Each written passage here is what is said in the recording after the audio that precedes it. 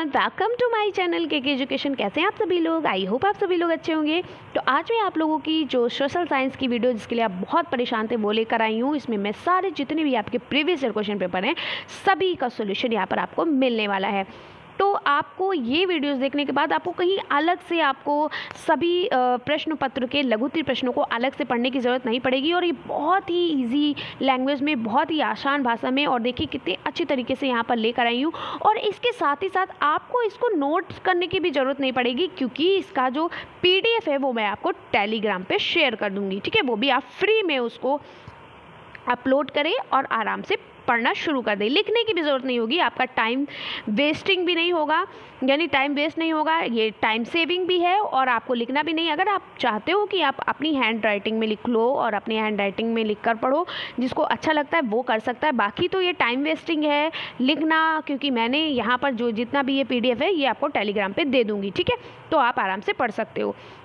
लेकिन PDF मैं तभी दूँगी, तभी आप ये इतने सारे अच्छे से कर पाओगे जब आप बहुत ज़्यादा से ज़्यादा लोगों को शेयर करोगे, ज़्यादा से ज़्यादा लाइक करोगे। जितने भी प्रशिक्षु हैं लाइक करेंगे और ज़्यादा से ज़्यादा शेयर करेंगे DLED के प्रशिक्षुओं के पास, तभी हम आपको इसका लिंक देंगे। क्योंकि इसका PDF देंगे, क्योंकि देखिए कम से कम 83 पेज की ये PDF है और 83 पेज बहुत होते हैं। मैंने अपनी एक रात पूरी गवाई है इसमें। 83 पेज यानी बहुत होते हैं। 83 पेज मैंने PDF तैयार किया है, तो आप लोग शेयर करिए और इसमें कम से कम 10,000 व्यूज़ चाहिए मुझे। ठीक है, चलिए तो क्लास को बिना टाइम वेस्ट के स्टार्ट करते हैं। तो पहला क्वेश्चन है, ये 2016 में पूछा गया था। ठीक है, महमूद गजनबी और मोहम्मद गौरी के भारत पर आक्रमण के उद्देश्य को स्पष्ट कीजिए। और यही क्वेश्चन 2022 में रिपीट किया है। ठीक है, और आपको पता है previous year question paper repeat करते हैं, इसलिए बहुत अच्छे से पढ़ना है। तो चलिए हम पढ़ते हैं अब। तो महमूद गजनबी और मोहम्मद गौरी के भारत पर आक्रमण के उद्देश्यों को स्पष्ट कीजिए। यानी कि ये कहा गया है कि जो महमूद गजनबी और मोहम्मद गौरी ये दोनों अलग अलग है, ध्यान दीजिएगा। महमूद गजनबी और मोहम्मद गौरी जब भारत आया था तो वो किस उद्देश्य से भारत आया था, क्यों भारत आया था, ये बात यहाँ पर कही गई। तो चलिए देखते हैं। तो सबसे पहले महमूद गजनबी की बात कर लेते हैं। तो महमूद गजनबी के आक्रमण का प्रमुख उद्देश्य भारत में धन लूटना था। यानी वो भारत में क्यों आया था? सिर्फ पैसे लूटने आया था। याद रखिएगा, महमूद गजनबी भारत में सिर्फ किस उद्देश्य से आया था? पैसे लूटने, यानी धन लूटने के उद्देश्य से आया था। जबकि मोहम्मद गौरी ने भारत में अपना राजनीतिक प्रभुत्व स्थापित करने के उद्देश्य से आक्रमण किया था। और जो मोहम्मद गौरी था, महमूद गजनबी धन लूटने आया था और मोहम्मद गौरी किस उद्देश्य से आया था? वो भारत में अपना राज्य चलाना चाहता था, इसलिए उसने अपना राजनीतिक प्रभुत्व स्थापित करके और क्या किया? भारत पर आक्रमण किया। समझ में आ गया? चलिए, तो मेन आंसर यही था, लेकिन फिर भी इसके बारे में थोड़ा बताना है क्योंकि 2 नंबर का है, लघुत्तरीय प्रश्न है, तो आपको थोड़ा बताना पड़ेगा। ठीक है, महमूद गजनबी जो है इसने 1000 ईस्वी से 1027 ईस्वी तक भारत में कुल 17 बार आक्रमण किया था। महमूद गजनबी आप जानते हो ना, उसने कितनी बार आक्रमण किया था? 17 बार आक्रमण किया था। ठीक है, उसके आक्रमण का मुख्य उद्देश्य भारत की संपत्ति को लूटना था, यानी भारत का जो भी क्या जायदाद वगैरह थी उसको लूटना था। महमूद ने 1000 ईस्वी में भारत पर आक्रमण शुरू किए तथा सीमावर्ती क्षेत्रों के दुर्गों किलों को जीता। तत्पश्चात 1001 ईस्वी में हिंदू शाही शासक जयपाल को पेशावर के निकट पराजित कर दिया। ठीक है, या पराजित किया। अब महमूद गजनबी में 17 बार आक्रमण कहाँ किए? ठीक है, चलिए ये हम देखते हैं। तो इसने 17 बार, आगे सभी लिखना है आपको। ठीक है, इसने 17 बार आक्रमण कहाँ कहाँ किया? पंजाब का सीमावर्ती क्षेत्र में, पेशावर में, भटिंडा में, मुल्तान में, और फिर दूसरी बार मुल्तान में किया। अब आप यहाँ पे कंफ्यूज मत होना, एक बार मुल्तान लिखा, दूसरी बार, यानी कि एक बार मुल्तान पर किया, फिर दूसरी बार फिर मुल्तान पर किया। ठीक है, वहद पेशावर जिसको बोलते हैं, नारायणपुर यानी अलवर में किया, फिर मुल्तान पर किया। ठीक है, उसके बाद इसने क्या किया? उसके बाद इसने थानेश्वर में किया। ठीक है, फिर नंदन में, कश्मीर में, मथुरा और कन्नौज में, फिर कालीजर में, फिर कश्मीर में, फिर ग्वालियर एवं कालिंजर में, सोमनाथ मंदिर पर, सिंध के जाट पर। ठीक है, सोमनाथ मंदिर में तो उसने बहुत ज़्यादा सोना चुराया। ठीक है, लूट लिया।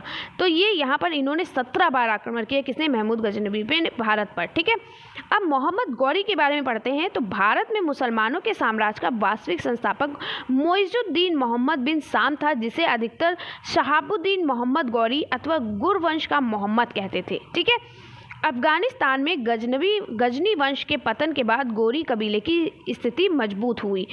इस कबीले का शासक मोहम्मद गौरी था और मोहम्मद गौरी शंशवानी वंश का शासक था। मुस्लिम राज की स्थापना करना ही मोहम्मद गौरी का भारत आक्रमण करने का मुख्य उद्देश्य था। यानी कि भारत में मुस्लिम राज्य की स्थापना करना मोहम्मद गौरी का भारत आने का मुख्य उद्देश्य था। ठीक है, यानी उसको वहाँ पर अपना राज करना था। कहाँ? भारत में। मोहम्मद गौरी भारत का पर प्रथम आक्रमण 1175 ईस्वी में मुल्तान पर था। ठीक है, यानी इसने जो पहला आक्रमण किया था वो किस पर किया था? मुल्तान पर किया था। ठीक है, उस समय राजा दाऊद मुल्तान का शासक था। गौरी ने उसे पराजित किया। 1178 ईस्वी के गुजरात आक्रमण में गुजरात के शासक भीम द्वितीय ने मोहम्मद गौरी को बुरी तरह पराजित किया था और भीम द्वितीय बघेला वंश के शासक थे जिनकी राजधानी अनहिलवाड़ा था। ठीक है, चलिए अब इन्होंने युद्ध कहाँ किया है? पहला इन्होंने तराइन का प्रथम युद्ध भी मोहम्मद गौरी के साथ हुआ था और तराइन का द्वितीय युद्ध भी मोहम्मद गौरी ने किया। और कहाँ पर किया था? चंदावर का युद्ध मोहम्मद गौरी ने किया। ठीक है, चलिए तो तराइन का प्रथम युद्ध जो आपके पेपर में बहुत पूछा जाता है, तराइन का प्रथम युद्ध कब हुआ, तराइन का द्वितीय युद्ध कब हुआ, ध्यानपूर्वक समझिएगा। फिर उसके बाद आप लोग कमेंट्स में पूछते हो कि तराइन का प्रथम युद्ध कब हुआ, तराइन का द्वितीय युद्ध कब हुआ, तो ध्यानपूर्वक सुनिए। तराइन का प्रथम युद्ध 1191 में हुआ था। उसके दूसरे साल 1192 में तराइन का द्वितीय युद्ध हुआ। ठीक है, मोहम्मद गौरी और पृथ्वीराज जो चौहान थे उनके मध्य पृथ्वीराज चौहान के मध्य जो है वो किसका हुआ? मोहम्मद गौरी पृथ्वीराज चौहान के मध्य तराइन का युद्ध हुआ जिसमें पृथ्वीराज चौहान की विजय हुई। फिर क्या है? अब मोहम्मद गौरी और पृथ्वीराज चौहान के बीच फिर से ये जो दूसरा था, दूसरा भी यही हुआ युद्ध दोनों के बीच। अब इसमें मोहम्मद गौरी की विजय हो गई। ठीक है, चलिए मोहम्मद गौरी को भारत में मुस्लिम साम्राज्य का वास्तविक संस्थापक माना जाता है। चंदावर का युद्ध 1194 ईस्वी में होता है। 1191 में तराइन का प्रथम युद्ध, 1192 में तराइन का द्वितीय युद्ध, 1194 में चंदावर का युद्ध हुआ। ठीक है, अब चंदावर के युद्ध में क्या हुआ? मोहम्मद गौरी, यहाँ पे गौरी होगा, ठीक है, गौर नहीं गौरी। ठीक है, मोहम्मद गौरी एवं जयचंद के मध्य मोहम्मद गौरी की विजय, यानी ये युद्ध जो हुआ था चंदावर का, ये मोहम्मद गौरी और जयचंद के बीच हुआ था। इसमें भी मोहम्मद गौरी की विजय हुई। मोहम्मद गौरी भारत में गोमल दर्रे को पार करके आया था। कन्नौज विजय के पश्चात मोहम्मद गौरी के सिक्के पर देवी लक्ष्मी की आकृति बनी है। ठीक है, जो मोहम्मद गौरी ने जो सिक्का चलाया था उसमें देवी लक्ष्मी जो हमारी हैं, लक्ष्मी माता, उनकी आकृति बनी हुई है। मोहम्मद गौरी का नाम मोहम्मद बिन साम अंकित था। ठीक है, मोहम्मद गौरी के सेनापति बख्तियार खिलजी ने नालंदा विश्वविद्यालय को हानि पहुंचाई थी। ठीक है, मोहम्मद गौरी ने इंद्रप्रस्थ नगर में सैन्य टुकड़ी की एक शिविर डाकर भारत में था। ठीक है, मोहम्मद गौरी के सेनापति बख्तियार खिलजी ने नालंदा विश्वविद्यालय को हानि पहुंचाई थी, ये वही रिपीट किया है। ठीक है, शिविर डाकर भारत में था। जीते हुए क्षेत्रों का प्रतिनिधित्व कुतुबुद्दीन ऐबक को सौंप कर गजनी चला गया। ये जो मोहम्मद गौरी था ये अपना जो जितना भी ये प्रतिनिधित्व था, जितना भी इनका जो साम्राज्य था वो किसको सौंप कर चला गया? कुतुबुद्दीन ऐबक को सौंप कर चला गया था। और 1206 ईस्वी में खोखरो ने मोहम्मद गौरी की हत्या कर दी। ठीक है, तो इस तरीके से यहाँ पर मोहम्मद, तो आपको देखिए कैसे लिखना है, आपको ये आप पूरा याद कर लेते तो बहुत अच्छी बात है, आप जल्दी से लिखिएगा। लेकिन ये पॉइंट आपको हाईलाइट करके लिखना है, इसलिए मैंने भी इसको हाईलाइट किया, देखो अंडरलाइन किया हुआ है ना। सेम ऐसे ही आपको लिखना है कि महमूद गजनवी क्यों आया था? वो भारत को लूटने के लिए आया था और मोहम्मद गौरी भारत में मुस्लिम राज की स्थापना करने के लिए आया था, यानी अपना राज्य भारत में अपना राज चलाने आया था। ठीक है, अब महमूद गजनवी ने 17 आक्रमण किए। ठीक है, 17 बार आक्रमण किए थे, आप ये भी लिख सकते हो। ठीक है, यहाँ से बना के भी जो भी आप जैसे मतलब बहुत से हमारे ऐसे प्रशिक्षु हैं जिनके याद करने को इतना नहीं याद कर पाते हैं, उनके लिए बता दें, ध्यानपूर्वक सुनिए। ये पॉइंट तो आपके लिए बहुत इंपॉर्टेंट और सबसे पहले इसको लिखना है। ठीक है, मान लो ये क्वेश्चन लास्ट में दिया और आपका छूट रहा है पेपर, तो आप इतना भी लिख दोगे, पक्का आप 1.5 नंबर पा जाओगे। ठीक है, या हो सकता है 2 भी दे दे, क्योंकि ये आंसर आपका एकदम सटीक है, लेकिन आपको बताना भी है। तो जैसे आपने यहाँ पर लिखा, फिर उसके बाद आपने थोड़ा हेडिंग डाल दिया कि महमूद गजनवी ने 17 बार आक्रमण किया। ठीक है, भारत में 17 बार आक्रमण किया, 17 बार। ठीक है, कहाँ कहाँ किया, अगर ये याद कर ले तो बेस्ट है, वरना नहीं याद हो रहा तो कोई बात नहीं है, लेकिन याद कर लीजिएगा। अब मोहम्मद गौरी के बारे में आपने बताया कि ये अपना जो है क्या करना चाहता था, भारत में मुसलमानों के साम्राज्य का वास्तविक संस्थापक मोइनुद्दीन मोहम्मद बिन साम था, जिसका नाम मोहम्मद गौरी था। और ये वो भारत में क्या करना चाहता था कि भारत में ये अपना साम्राज्य का विस्तार करना चाहता था, ये क्या करना चाहता था, राज्य करना चाहता था। ठीक है, फिर आप इस लिख सकते हो कि मोहम्मद गौरी ने, यहाँ से आप बताओगे कि सबसे पहले इसने क्या किया था, 1175 में मुल्तान पर आक्रमण किया था। ठीक है, फिर 1178 ईस्वी के गुजरात आक्रमण के गुजरात में भीम टू ने मोहम्मद गौरी को बुरी तरह पराजित किया या नहीं। इसके युद्ध बताओगे पहले, इसने कहाँ कहाँ किया। तराइन का प्रथम युद्ध किया, कब किया, तराइन का द्वितीय युद्ध कब किया, तराइन और चंदावर का युद्ध कब हुआ, ये सारी चीज़ें आप बताओगे। ठीक है, इतना भी आप लिख सकते हो। चलिए, अब नेक्स्ट क्वेश्चन है, सेना के संगठन में अलाउद्दीन के क्या क्या सुधार थे। तो ये भी 2016 का ही प्रश्न है। ठीक है, और ये पूछा गया है कि सेना के संगठन में अलाउद्दीन के क्या क्या सुधार थे। ठीक है, तो अलाउद्दीन खिलजी बहुत ज़्यादा प्रसिद्ध हैं, इन्होंने बहुत ज़्यादा सुधार भी किए हैं। ठीक है, चलिए बताते हैं क्या क्या किए हैं। तो सेना के संगठन में अलाउद्दीन के बहुत ज़्यादा सुधार थे। निम्नलिखित सुधार हैं। पहला है, पहला सुल्तान जिनके सैनिकों के लिए नगद वेतन की व्यवस्था शुरू की गई थी। ये जो हमारा अलाउद्दीन जो है, अलाउद्दीन खिलजी है, ये पहला सुल्तान था। ठीक है, याद रखिएगा, ध्यान सिर्फ आप सुन लीजिए और आपको याद हो जाएगा। ठीक है, सामाजिक अध्ययन टफ नहीं है, सिर्फ सामाजिक अध्ययन रटना नहीं, समझना पड़ता है। ठीक है, तो अलाउद्दीन खिलजी ने क्या किया था, सेना के संगठन में बहुत ज़्यादा सुधार किए। पहला पॉइंट ये है, अलाउद्दीन खिलजी पहला सुल्तान था जिसने सैनिकों के लिए नगद वेतन की व्यवस्था की थी, यानी सैनिक जो भी काम करेंगे उनको नगद वेतन दिया जाएगा। फिर दूसरा पॉइंट था, इसके शासनकाल में सैनिकों की नियुक्ति सीधे अर्जे मामलुक के द्वारा होती थी और सेना के रंग रूटों का रिकॉर्ड रखा जाता था। ठीक है, यानी जो भी कार्य करते थे उनका रिकॉर्ड रखा जाता था। इसके शासनकाल में दाग यानी घोड़ों का दागना और हुलिया यानी या चेहरा सैनिकों के लिए स्पष्ट नियमावली प्रथा की शुरुआत की गई थी। ठीक है, यानी जो घोड़े की का दागना, मतलब कि इनके शासनकाल में दाग और हुलिया यानी जिसे हम चेहरा बोलते हैं, सैनिकों के लिए जो स्पष्ट नियमावली होती है उसकी प्रथा की भी शुरुआत की गई।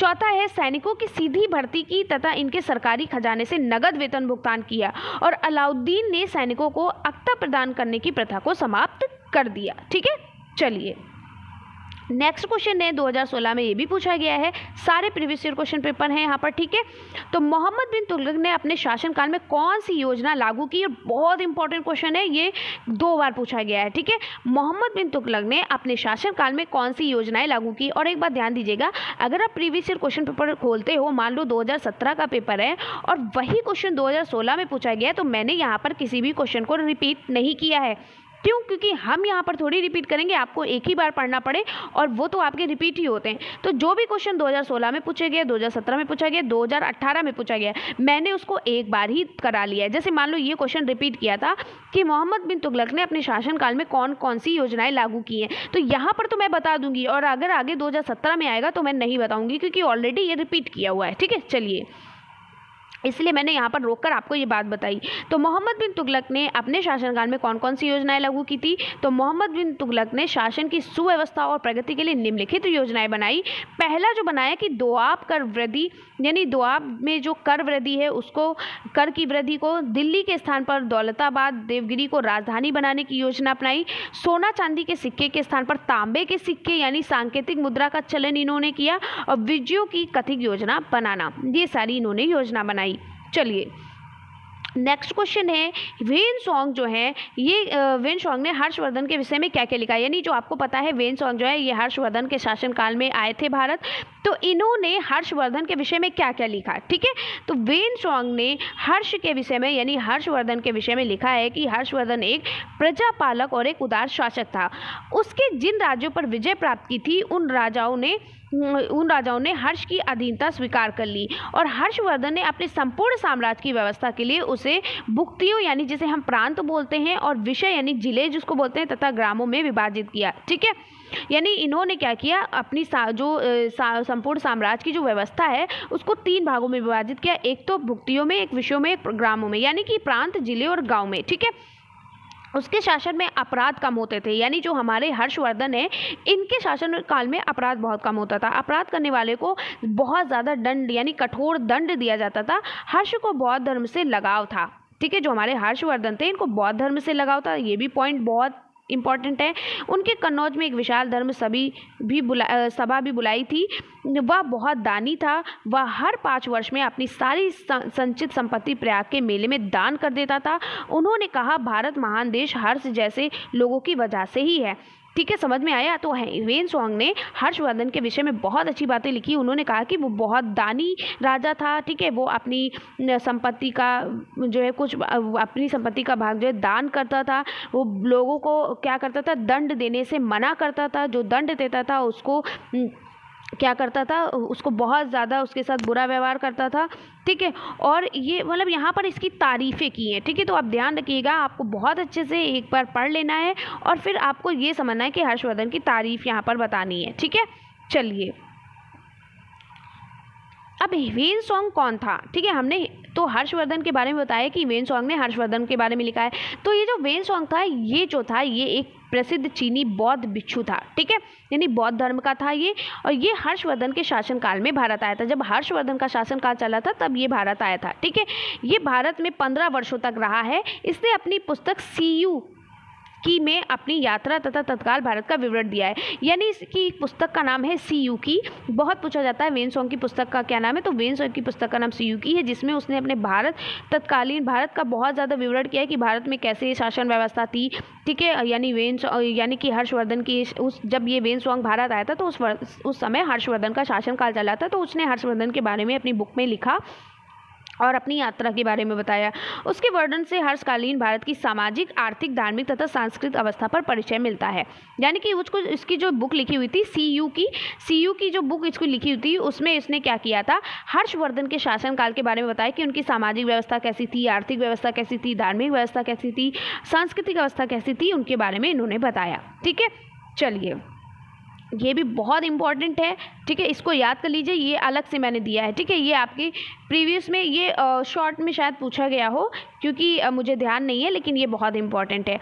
जैसे ह्वेनसांग है, मैगस्थनीज है, ये सभी बहुत ज़्यादा इंपॉर्टेंट है। ठीक है, चलिए अशोक के धम्म के विषय में टिप्पणी लिखिए। ठीक है, तो अशोक के धम्म के विषय में टिप्पणी लिखिए। ये 2016 में पूछा गया है, 2021 में भी पूछा गया है। ठीक है, रिपीट किया हुआ क्वेश्चन है, ध्यान दीजिएगा। देखिए क्वेश्चन सारे रिपीट करते हैं। ठीक है, आपको प्रीवियस ईयर क्वेश्चन पेपर पढ़ ले रहे हो, बिल्कुल भी आप टेंशन ना लो। अगर आपने प्रीवियस ईयर पेपर रटा हुआ है तो टेंशन मत लो। ठीक है, चलिए यानी कि आप आराम से कर लोगे, चाहे वो कोई भी सब्जेक्ट हो, हालांकि वो चाहे मैथ भी हो। ठीक है, अशोक के धम्म के विषय में टिप्पणी लिखना है। तो अशोक का धम्म जो होता है, इसको मतलब हम ये कह सकते हैं, अशोक का धम्म जो है, धम्म का मतलब होता है धर्म। ठीक है, याद रखिएगा, धम्म का मतलब होता है धर्म। यानी अशोक के धर्म के विषय में टिप्पणी यहाँ पर पूछी गई है, लेकिन धम्म का मतलब होता है, कहा जाता है अशोक का धम्म, लेकिन मतलब इसका होता है धर्म। ठीक है, चलिए तो अशोक का धम्म जो है, सम्राट अशोक ने कहा है कि प्रत्येक मनुष्य को, देखिए इन्होंने क्या कहा, पहले मैं आपको खुद बता देती हूँ। इन्होंने कहा कि अपने माता पिता की सेवा करिए, अपने शिक्षकों का सम्मान करिए। ठीक है, उनका अपमान मत करिए, बल्कि उनका सम्मान करिए, और सच्चाई का पालन करिए, झूठ मत बोलिए, बड़ों का कहना मानिए। और इन्होंने बहुत अच्छे से कहा है कि पशु को मारिए मत। ठीक है, पशु को मत मारिए, पशु चाहे वो कोई भी हो, मछली हो चाहे कुछ भी हो। ठीक है, पशु को मत मारिए। ठीक है, बलि मत दीजिए किसी भी पशु की। भाई बलि जब भी दोगे ना जब पशु को मारोगे। ठीक है, मानव सभी, चाहे जीव जंतु हो चाहे व्यक्ति हो, सभी के साथ मानवीय व्यवहार यानी मानवतावादी व्यवहार करिए। ठीक है, तो ये सारी बातें इन्होंने कही है। चलिए इनके बारे में देख लेते हैं। तो सम्राट अशोक ने कहा है कि प्रत्येक मनुष्य को अपने माता पिता की सेवा करनी चाहिए। यानी हर एक व्यक्ति को अपने माता पिता की क्या करनी चाहिए, सेवा करनी चाहिए। ठीक है, अब ये इतने इजी पॉइंट, ये तो आप याद ही कर लोगे ना। शिक्षकों का सम्मान, दूसरा पॉइंट, आप पॉइंट वाइज लिखेंगे तो और भी बढ़िया है। ठीक है, पॉइंट वाइज लिखिएगा, मुझे लेट हो रहा था इसलिए मैं पॉइंट वाइज नहीं लिखी, आप ऐसे लिख लीजिएगा। नंबर 1, इन्होंने कहा है, सम्राट अशोक ने कहा है कि मनुष्य को अपने, सबसे पहला पॉइंट इन्होंने यही ही कहा है कि मनुष्य को अपने माता पिता की सेवा करनी चाहिए, यानी सभी मनुष्य को। ठीक है, दूसरा पॉइंट इन्होंने कहा कि शिक्षकों का सम्मान करना चाहिए। यानी जो हमारे शिक्षक हैं, जो हमें क्या करते हैं, जीवन जीने का रास्ता सिखाते हैं, जो रास्ता दिखाते हैं, जो हमें जीने को सिखाते हैं, हमें उनका सम्मान करना चाहिए। माता पिता जन्म दे देता है, लेकिन आपको शिक्षा कौन देता है, आपको जीवन जीने का रास्ता कौन सिखाता है, वो एक शिक्षक सिखाता है। ठीक है, और अहिंसा एवं सच्चाई का पालन करना चाहिए, कभी झूठ नहीं बोलना चाहिए, हमेशा अहिंसा और सच्चाई का पालन करना चाहिए। उन्होंने सभी मनुष्य को पशु वध और बलि से बचने के लिए कहा है, यानी किसी भी पशु को आप मार नहीं सकते हो, ना ही किसी भी पशु की बलि दे सकते हो, ठीक है। उन्होंने जानवरों, नौकरों और कैदियों के साथ मानवीय व्यवहार करने की बात कही, यानी उन्होंने कहा कि जो हमारे जानवर हैं, जो हमसे बोल नहीं सकते, जो हमसे बता नहीं सकते अपने बारे में, और हमारा नौकर यानी जो हमारे घर काम कर रहा है, या किसी भी कोई भी नौकर हो, ठीक है, यहाँ पर सिर्फ घर में काम करने की बात नहीं की, कोई भी नौकर किसी भी तरीके का, उसके साथ दुर्व्यवहार मत करिए, क्योंकि वो नौकर जब ही है ना, वो जब उसके कोई परेशानी है, अगर उसके कोई परेशानी नहीं होती तो वो आपके पास काम करने क्यों आता, ठीक है। तो किसी भी तरीके का जानवर हो, किसी भी तरीके का नौकर, यहाँ तक कि कोई कैदी भी हो, तो उसके साथ मानवीय व्यवहार करिए, ठीक है। मानवीय व्यवहार करने की बात कही है, और उन्होंने कहा है कि उनके साथ दुर्व्यवहार ना करें, ठीक है। ये थे पॉइंट। इससे इजी कोई नहीं समझाएगा, जैसे मैंने बहुत आसान, बिल्कुल आसान कर दिया है। बहुत लंबा चौड़ा लिखा हुआ था, ये करना चाहिए, वो करना चाहिए, मैंने इसको बिल्कुल आसान तरीके से लिख दिया है। बस इतना पॉइंट आप लिखोगे, 2 नंबर पक्के हैं आपके, ठीक है। लेकिन पॉइंट वाइज लिख दीजिएगा, ठीक है। चलिए, पॉइंट वाइज लिखने का मेरा मतलब ये है कि जैसे मैंने यहाँ पर ये कितनी लाइन्स में लिखा हुआ है, 1 2 3 4 5 6 7 लाइन में लिखा हुआ है, तो अगर आप पॉइंट वाइज लिखोगे तो ये 10-15 लाइन में हो जाएगा, यही इतना पोर्शन 10-15 लाइन में आ जाएगा, ठीक है। चलिए, अब नेक्स्ट क्वेश्चन है शैल या चट्टान। तो यहाँ पर पूछा था शैल कितने प्रकार की होती है, ठीक है। लेकिन अगर आपसे पूछ लिया जाए कि शैल, चट्टान किसे कहते हैं या शैल किसे कहते हैं, तो भी पता होना चाहिए, ठीक है। अभी 2016 में पूछा गया है। तो चलिए, यहाँ पर पूछा गया था चट्टान, शैल कितने प्रकार की होती है, चलिए इसके बारे में पढ़ते हैं।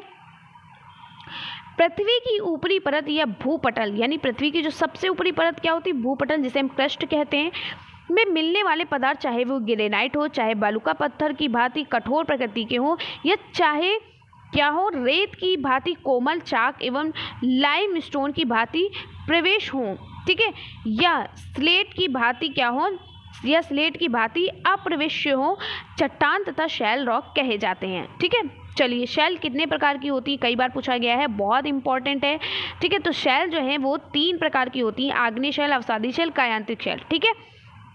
आग्नेय शैल आपका 2018 में पूछा गया कि आग्नेय शैल की विशेषता बताइए, पूछा गया था, ठीक है। ज़्यादातर अगर पूछे जाते हैं तो इन सभी तीनों की विशेषता पूछी जाती, जो आपको छोड़ना नहीं। आप सोचो प्रकार पढ़ लिया तो विशेषता ना पढ़े, विशेषता पढ़ना है, क्योंकि ये पूछा गया आग्नेय शैल की विशेषता बताइए, ठीक है। तो शैल हमारी कितने प्रकार की होती है, 3 प्रकार की होती है, आग्नेय शैल, अवसादी शैल और कायांतरिक शैल, ठीक है। चलिए एक एक करके इनका हम पोस्टमार्टम करते हैं।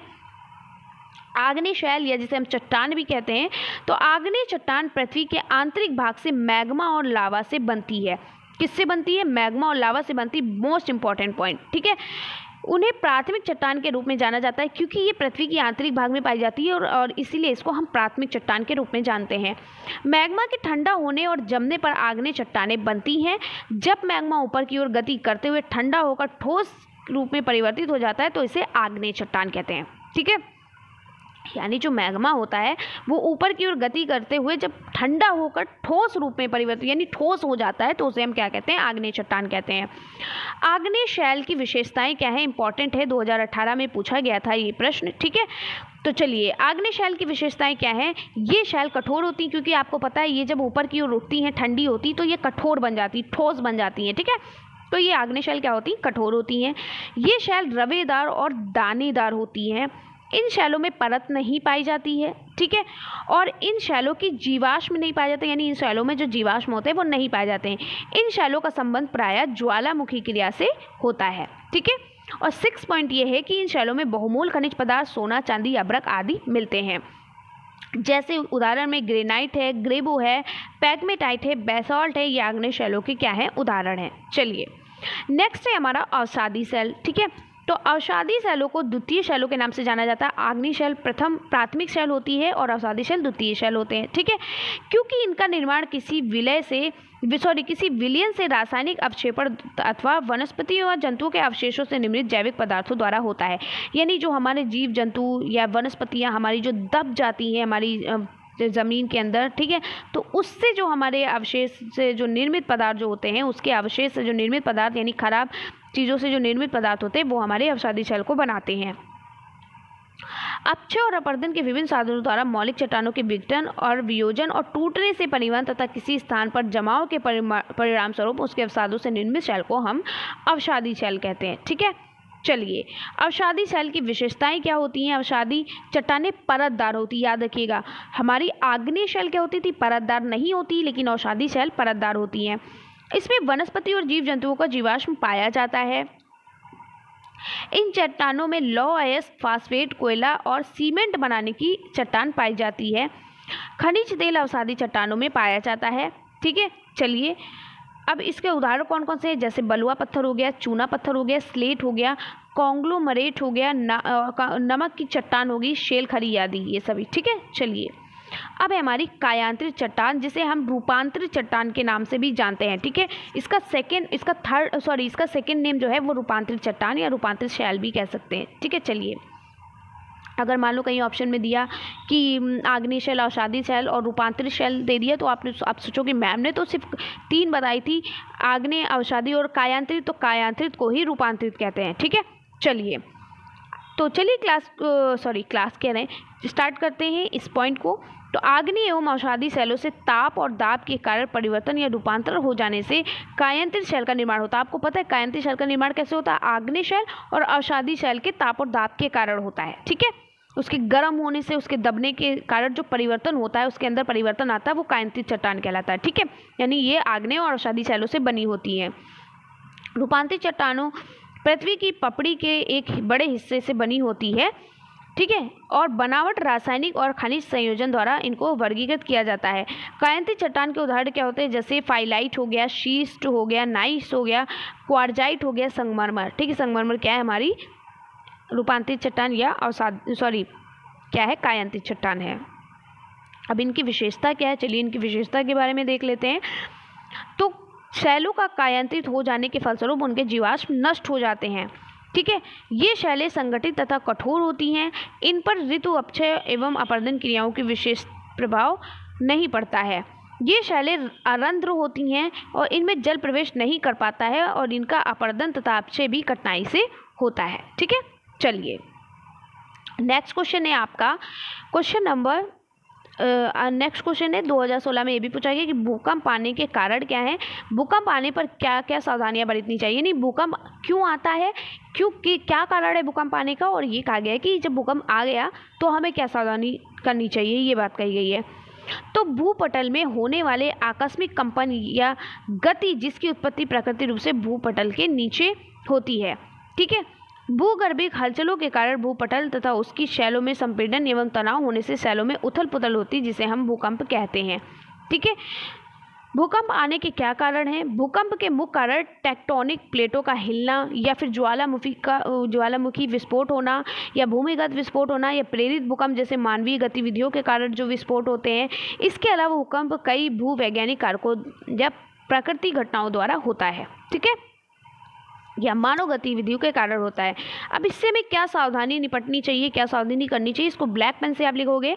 तो खिड़कियों से दूर रहें, शीशे के टुकड़े, जो टूटे टुकड़े होते हैं, क्षति पहुंचा सकते हैं। ठीक है, इसके साथ साथ जो मजबूत, ठीक है, मेज के नीचे छुपे रहें। ठीक है, मजबूत जो मेज होती है उसके नीचे छिप जाएं। तो हमें क्या क्या सावधानी बरतनी चाहिए कि खिड़कियों से दूर है, जो क्योंकि खिड़कियों में जो होते हैं क्या होता है, शीशे अगर लगे होते हैं तो वो शीशे टूटकर क्या हो जाते हैं, दूर दूर तक फैलेंगे। तो जब दूर दूर तक फैलेंगे तो वो हमें लग सकते हैं। ठीक है, मजबूत मेज के नीचे छुपे या अंदरूनी दीवार या स्तंभ के सहारे खड़े रहें।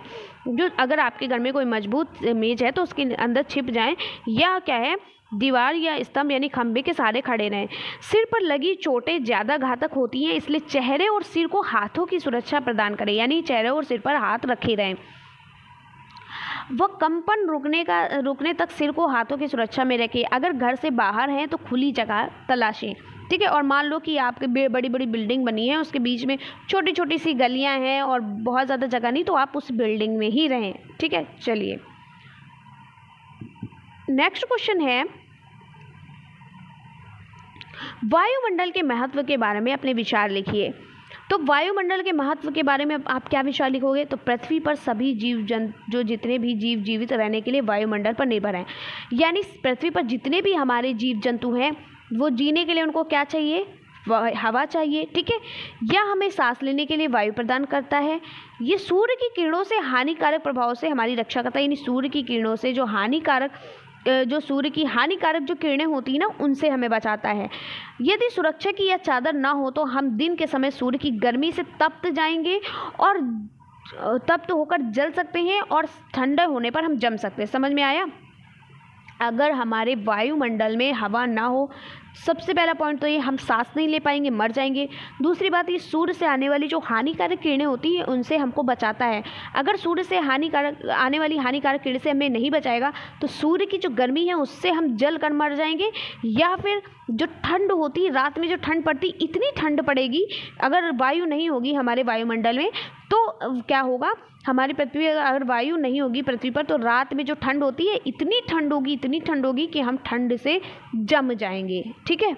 चलिए नेक्स्ट है, ज्वार भाटा की उत्पत्ति कैसे होती है, या ये भी लिख सकते थे कि ज्वार भाटा किसे कहते हैं। तो जैसे पूछा मैंने वैसे लिखा। तो ज्वार भाटा बहुत इजी आंसर है, ये आपके शॉर्ट में भी बहुत पूछा जाता है। चंद्रमा और सूर्य की आकर्षण शक्तियों के कारण सागरीय जल के ऊपर उठने या गिरने को ज्वार भाटा कहते हैं। यानी चंद्रमा और सूर्य की जो हमारी क्या होती है, गुरुत्वाकर्षण शक्ति जो होती है, वो अगर चंद्रमा और सूर्य की गुरुत्वाकर्षण शक्ति जब सागर पर पड़ती है तो जल ऊपर उठने लगता है और नीचे गिरने लगता है। तो इसी ऊपर उठने और गिरने को हम ज्वार भाटा कहते हैं। तो सागरीय जल के ऊपर उठकर आगे बढ़ाने को ज्वार, यानी सागरीय जल का ऊपर उठना ज्वार कहलाता है और नीचे गिरना क्या कहलाता है, भाटा कहलाता है, ठीक है। तो सागरीय जल के ऊपर उठकर आगे बढ़ाने को ज्वार तथा सागरीय जल के नीचे गिर के पीछे लौटने को भाटा कहते हैं। तो आपको ऐसे लिखना है कि सागरीय जल के ऊपर उठने को ज्वार और सागरीय जल के नीचे गिरने को हम भाटा कहते हैं। ओके, चलिए आगे बढ़ते हैं। हमारा अगला क्वेश्चन है, हमारे मौलिक कर्तव्य कौन कौन से हैं, और ये 2017 में पूछा गया है, ठीक है। हमारे मौलिक कर्तव्य कौन कौन से हैं, चलिए मौलिक कर्तव्य जानते हैं। तो मौलिक कर्तव्य में उन बातों को शामिल किया गया है जो देश के सभी नागरिकों के लिए अनिवार्य होते हैं। मौलिक कर्तव्य को राष्ट्र के निर्माण में महत्वपूर्ण माना जाता है। मौलिक कर्तव्य नागरिकों में देश प्रेम की भावना, राष्ट्रीय विचारों को बढ़ावा देने के लिए, और यह अवधारणा पूर्व सोवियत संघ के संविधान से लिया गया है। तो भारतीय संविधान के 11 मौलिक कर्तव्य होते हैं। कौन कौन से? अनुच्छेद 51 के तहत प्रत्येक भारतीय नागरिकों के द्वारा पालन किए जाने वाले 11 मौलिक कर्तव्यों की चर्चा की गई है। तो हमको यहीं से लिखना है, ठीक है। चलिए आप यहाँ से भी लिख सकते हो, यहाँ से भी लिख सकते हो, लेकिन आप यहाँ से भी लिख सकते हो, ठीक है, क्योंकि 2 नंबर का है, बहुत लेंदी होगा, यहाँ से लिखिए। तो मौलिक कर्तव्य कौन कौन से होते हैं? नंबर 1, भारतीय संविधान का पालन करें और राष्ट्रीय ध्वज और राष्ट्रगान के साथ साथ संविधान के आदर्शों और संस्थाओं का भी सम्मान करें। यानी हमारे जो राष्ट्रीय ध्वज उसका सम्मान करें, राष्ट्रगान का सम्मान करें, और इसके साथ साथ जो संविधान के जो आदर्श, जो नियम है, उनका सम्मान और पालन करें, ठीक है। सेकेंड पॉइंट कहा गया है कि स्वतंत्रता के लिए राष्ट्रीय संघर्ष को प्रेरित करने वाले महान आदर्शों का पालन करें। थर्ड पॉइंट कहा गया कि भारत की प्रभुता, एकता और अखंडता को बनाए रखें और उनकी रक्षा करें। यानी भारत में जितने भी हिंदू, मुस्लिम, सिख, ईसाई हैं, सभी एक रहें, सभी अलग अलग ना हो, और सभी एक दूसरे की रक्षा करें, ठीक है। सभी एक दूसरे की नहीं, यानी कि हमारे देश की रक्षा करें, देश की रक्षा करें और आवश्यकता पड़ने पर राष्ट्रीय सेवा भी प्रदान करें। 5वां पॉइंट कहा गया कि धार्मिक, भाषाई और क्षेत्रीय या अनुभागीय विविधताओं से परे भारत के सभी नागरिकों के बीच सद्भाव और सम्मान बंधुता की भावना को बढ़ावा देना और महिलाओं की गरिमा के लिए अपमानजनक प्रथाओं का त्याग करना। 6वां पॉइंट कहा गया कि देश की मिश्रित संस्कृति की समृद्ध विरासत को महत्व दें और उनका संरक्षण करें। यानी कि सब, हर प्रकार के हमारे धर्म के लोग सभी रहते, सभी धर्म के लोग भारत में रहते हो, सभी की संस्कृति को स्वीकार करें और उसके लिए संरक्षण प्रदान करें। 7वां है, वनों, झीलों, नदियों और वन्य जीव सहित प्रकृति पर्यावरण का संरक्षण और सुधार करें, साथ ही जीवित प्राणियों के प्रति दया की भावना बनाए रखें। 8वां पॉइंट कहा गया कि वैज्ञानिक सोच, मानवतावाद और जिज्ञासा एवं सुधार की भावना को विकसित करें। यानी कि जो ये वो वाला नहीं होता है कि कहते नहीं कि अंधविश्वास, उस पर ध्यान ना दें, ठीक है, अंधविश्वास ना करें किसी भी चीज़ पर। सार्वजनिक संपत्ति की रक्षा करें और हिंसा से दूर रहें। फिर क्या है, 10वां पॉइंट कहा गया कि व्यक्तिगत और सामूहिक गतिविधि के सभी क्षेत्रों में उत्कृष्टता की दिशा में प्रयास करें ताकि राष्ट्र लगातार प्रयास करे और उपलब्धियों के उच्च स्तर पर पहुंच सके। फिर 11वां पॉइंट कहा गया है कि 6 से 14 वर्ष की आयु के बीच के बच्चे को प्रतिपालक को शिक्षा के अवसर प्रदान करें, यानी 6 से 14 वर्ष के सभी बच्चों को निःशुल्क एवं अनिवार्य शिक्षा प्रदान करें, ये यहाँ पर कहा गया है। और ये 11 के 11 मौलिक अधिकार आपको पढ़ने पड़ेंगे, ठीक है, रटने पड़ेंगे। चलिए नेक्स्ट क्वेश्चन है आपका, ये भी 2017 में पूछा गया है कि चंद्रगुप्त मौर्य की मृत्यु और बिंदुसार का राज्यारोहण किस सन में हुआ था। तो चंद्रगुप्त जो मौर्य है, इसकी जो मृत्यु जो हुई थी वो कब हुई थी? इसकी जो मृत्यु जो हुई थी वो 298 ईसा पूर्व हुई थी, और 298 यानी चंद्रगुप्त की मौत 298 ईसा पूर्व हुई थी, और इसकी जो बिंदुसार का जो राज्यारोहण है, यानी बिंदुसार जब गद्दी पर बैठा तो वो 298 ईसा पूर्व बैठा था, ठीक है। चलिए इतना आप लिखेंगे कि चंद्रगुप्त मौर्य की मृत्यु और बिंदुसार का राज्यारोहण 298 ईसा पूर्व में हुआ था, ठीक है। उसके आगे आप लिखोगे कि 298 ईसा पूर्व में उन्होंने अपना साम्राज्य बेटे बिंदुसार को देकर कर्नाटक चले गए। जो बिंदुसार हैं ये चंद्रगुप्त मौर्य के बेटे ही हैं। जब ये मरे तो ये मरने से पहले ही इन्होंने इनको दिया था क्या, अपना राज्य, जो भी अपना साम्राज्य है, ठीक है, जहाँ इन्होंने 5 हफ्तों तक बिना खाए पिए ध्यान किया, जिसे संकरा कहते हैं। यह जब तक करते रहे जब तक मर ना पाए, यानी चंद्रगुप्त मौर्य ने क्या किया था, ध्यान होता है ना कि बिना खाए पिए ध्यान देना, जिन्होंने ध्यान किया जिसे संकरा नाम लिया जाता था, और ये जब तक करते रहे जब तक इनकी मृत्यु ना हो पाई। जहाँ चंद्रगुप्त मौर्य ने अपने प्राण त्याग दिए, ठीक है, इन्होंने प्राण त्याग दिए, और बिंदुसार का राज्यारोहण 298 ईसा पूर्व हुआ था। चलिए नेक्स्ट है, बहुत इंपॉर्टेंट क्वेश्चन है, ये भी 2017 में पूछा गया है। चंद्रगुप्त विक्रमादित्य के 9 रत्नों में से 4 रत्नों के नाम लिखिए। तो 9 रत्न हम पढ़ लेते हैं, क्यों हम 4 पढ़ें, और ये देखिए मेरे ही नोट्स हैं जो मैंने आप लोगों को पढ़ाए थे। तो चंद्रगुप्त विक्रमादित्य के दरबार में 9 विद्वान रहते थे जिन्हें 9 रत्न के नाम से जाना जाता था। पहला है धन्वंतरी, जो आयुर्वेद के ज्ञानी थे, यानी जिनको आयुर्वेद के बारे में जानकारी थी, जड़ी बूटियाँ जो होती हैं। छपड़ंग, जिनको विद्वान और नीति से परिपूर्ण थे। शंकु, जो ज्योतिष विद्या से परिपूर्ण थे। बेताल भट्ट, जो तांत्रिक विद्या के ज्ञानी थे, यानी तंत्र मंत्र करते थे। घट खरपर, जो कवि थे एक, ठीक है। शंकु ये ज्योतिष विद्या से परिपूर्ण थे। बेताल भट्ट जो थे ये तांत्रिक विद्या के ज्ञानी थे। अच्छा ये रिपीट हो गया, सॉरी। फिर क्या है, वररुचि। वररुचि कौन थे, ये व्याकरण यानी व्याकरण के ज्ञानी थे। अमर सिंह जो थे ये कौश कार्य से संबंधित कार्य से परिपूर्ण थे। और वराहमिहिर जो थे ये खगोल वैज्ञानिक थे। कालिदास संस्कृत के महाकवि थे। तो ये इनके 9 रत्न थे। ये इनके दरबार में 9 विद्वान लोग रहते थे और इन्हीं को 9 रत्न के नाम से जाना जाता था। तो इनमें से 4 पूछा है, आपको 4 बताना है, लेकिन 9 को 9 नाम आपको याद होने चाहिए, ठीक है। चलिए बहुत इंपॉर्टेंट क्वेश्चन है, विशाख दत्त के द्वारा लिखित 2 नाटकों के नाम लिखिए। अगर स्पेशली ऐसे कह रहा है कि 2 नाटकों के नाम लिखिए तो सिर्फ नाटक के नाम लिखने हैं, ठीक है। तब आपको ये नहीं देखना कि ये 2 नंबर में है तो हमें और भी लिखना चाहिए, तो नहीं, जितना आपसे क्वेश्चन कहा गया आपको उतना ही आंसर लिखना है। तो विशाख दत्त के द्वारा लिखित 2 नाटकों के नाम कौन से थे, राधा व नंद नाटक, अभिसारिका वंचितकम नाटक, और देवी चंद्रगुप्तम तथा मुद्रा राक्षस, ठीक है। ये सभी इनके नाटक थे। यहाँ पर उल्टा हो गया ना, छा इधर आएगा, सा इधर आएगा, ठीक है। मुद्रा राक्षस, ठीक है, इस तरीके से लिखा जाएगा। चलिए नेक्स्ट है, राजपूत कालीन पूर्वी भारत के 4 मंदिरों के नाम लिखिए। यानी राजपूत काल में जो पूर्वी भारत के जो 4 मंदिर थे उनके क्या नाम थे। तो राजपूत शासकों के द्वारा पल्लव थे, चोल थे, होयसल मंदिरों का निर्माण कार्य किया गया था। साथ ही कंदरियों का महादेव मंदिर, भुवनेश्वर का लिंगराज मंदिर, कोडांग का सूर्य मंदिर, ठीक है, कोडार्क का सूर्य मंदिर, खजुराहो मंदिर आदि भी निर्माण किया गया, ठीक है। चलिए फिर से देखिए वही क्वेश्चन रिपीट किया है 2017 में, लेकिन यहाँ से क्वेश्चन, वहाँ पर कहा गया था भूकंप से बचने के उपाय बताइए, लेकिन यहाँ पर कहा गया कि भूकंप की तीव्रता नापने के लिए किसका प्रयोग किया जाता है।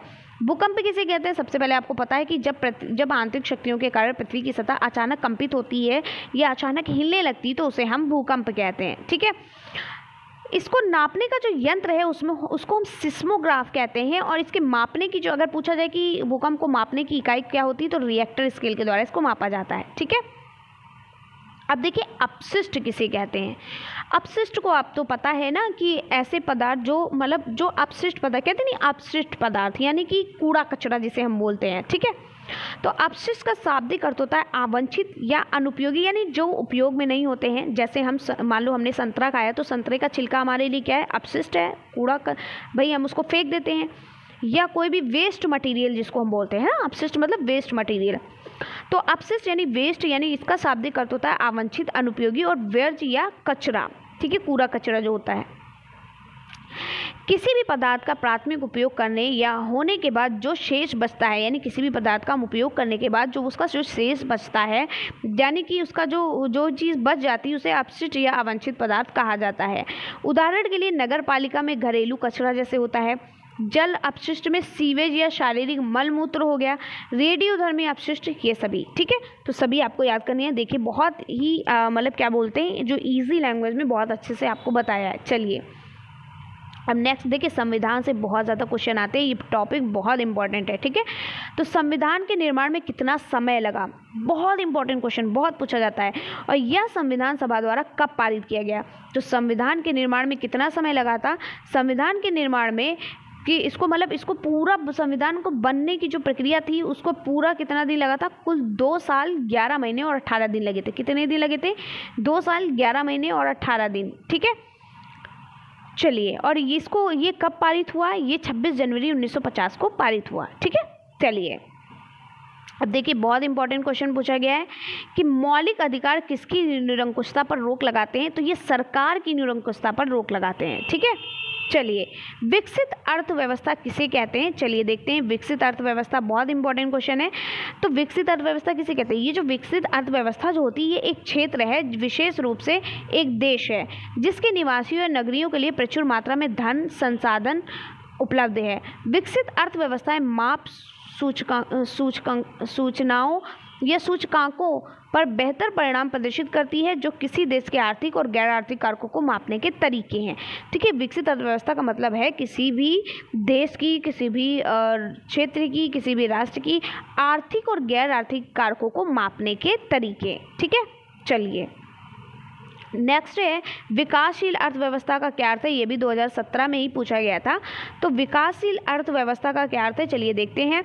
तो विकासशील अर्थव्यवस्था का अर्थ होता है कि कृषि और ग्रामीण क्षेत्र द्वारा प्रभावित होती है, यानी जो विकासशील अर्थव्यवस्था जो होती है ये कृषि और जो ग्रामीण यानी जो गांव के जो क्षेत्र होते हैं, ग्रामीण क्षेत्र होते हैं, उनको प्रभावित करती है। औद्योगिक विकास बहुत कम होता है, यह बहुत छोटे शहरी क्षेत्र और तक सीमित होता है। इस प्रकार की अर्थव्यवस्था में आर्थिक क्षेत्र में व्यापक असमानताएं, घोर निर्धनता और प्रति व्यक्ति न्यून आय होती है।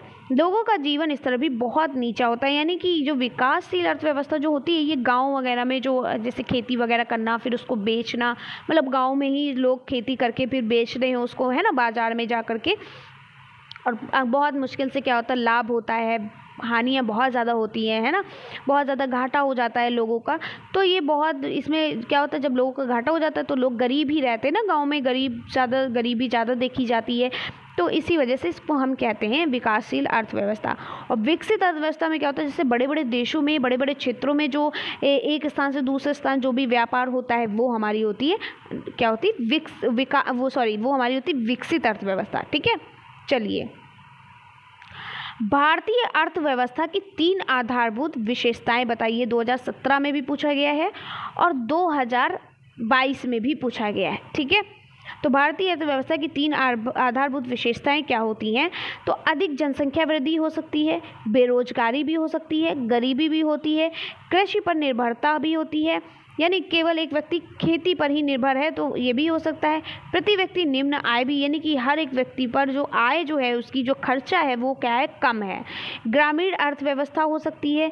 ठीक है, औद्योगिक पिछड़ापन हो सकता है, पूंजी का अभाव हो सकता है, रूढ़िवादिता, ऐसी प्रमुख विशेषताएं जो भारत को धनी होते हुए भी निर्धन बनाए हुए है। ठीक है, जबकि भारत एक विकसित राष्ट्र के रूप में माना जाता है या माना जाएगा। नेक्स्ट है मौर्यों की प्रशासनिक व्यवस्था का वर्णन कीजिए। ठीक है, तो ऐसे में मौर्य जो होते हैं वो राजतंत्र एक एकीकृत राजतंत्र तो नहीं था, लेकिन एक विस्तृत साम्राज्य अवश्य था। यानी कि जो मौर्य राजतंत्र था ये एक ही राजतंत्र नहीं था, सभी का अलग अलग था। ठीक है, लेकिन ये एक विस्तृत साम्राज्य जरूर था जिसमें केंद्रीकरण की प्रवृत्ति अपने पराकाष्ठा पर थी, ठीक है, पराकाष्ठा पर थी।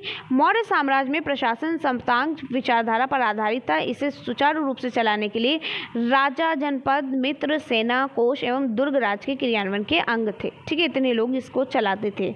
जैसे केंद्रीय प्रशासन, तो केंद्रीय प्रशासन क्या था? मौर्य सरकार एक केंद्रीय सत्ता व्यवस्था थी जिसमें राजा सभी शक्तियों का प्रमुख होता था, यानी मेन जो होता था वो राजा होता था, सारे चीज़ें उसके हाथ में होती थी।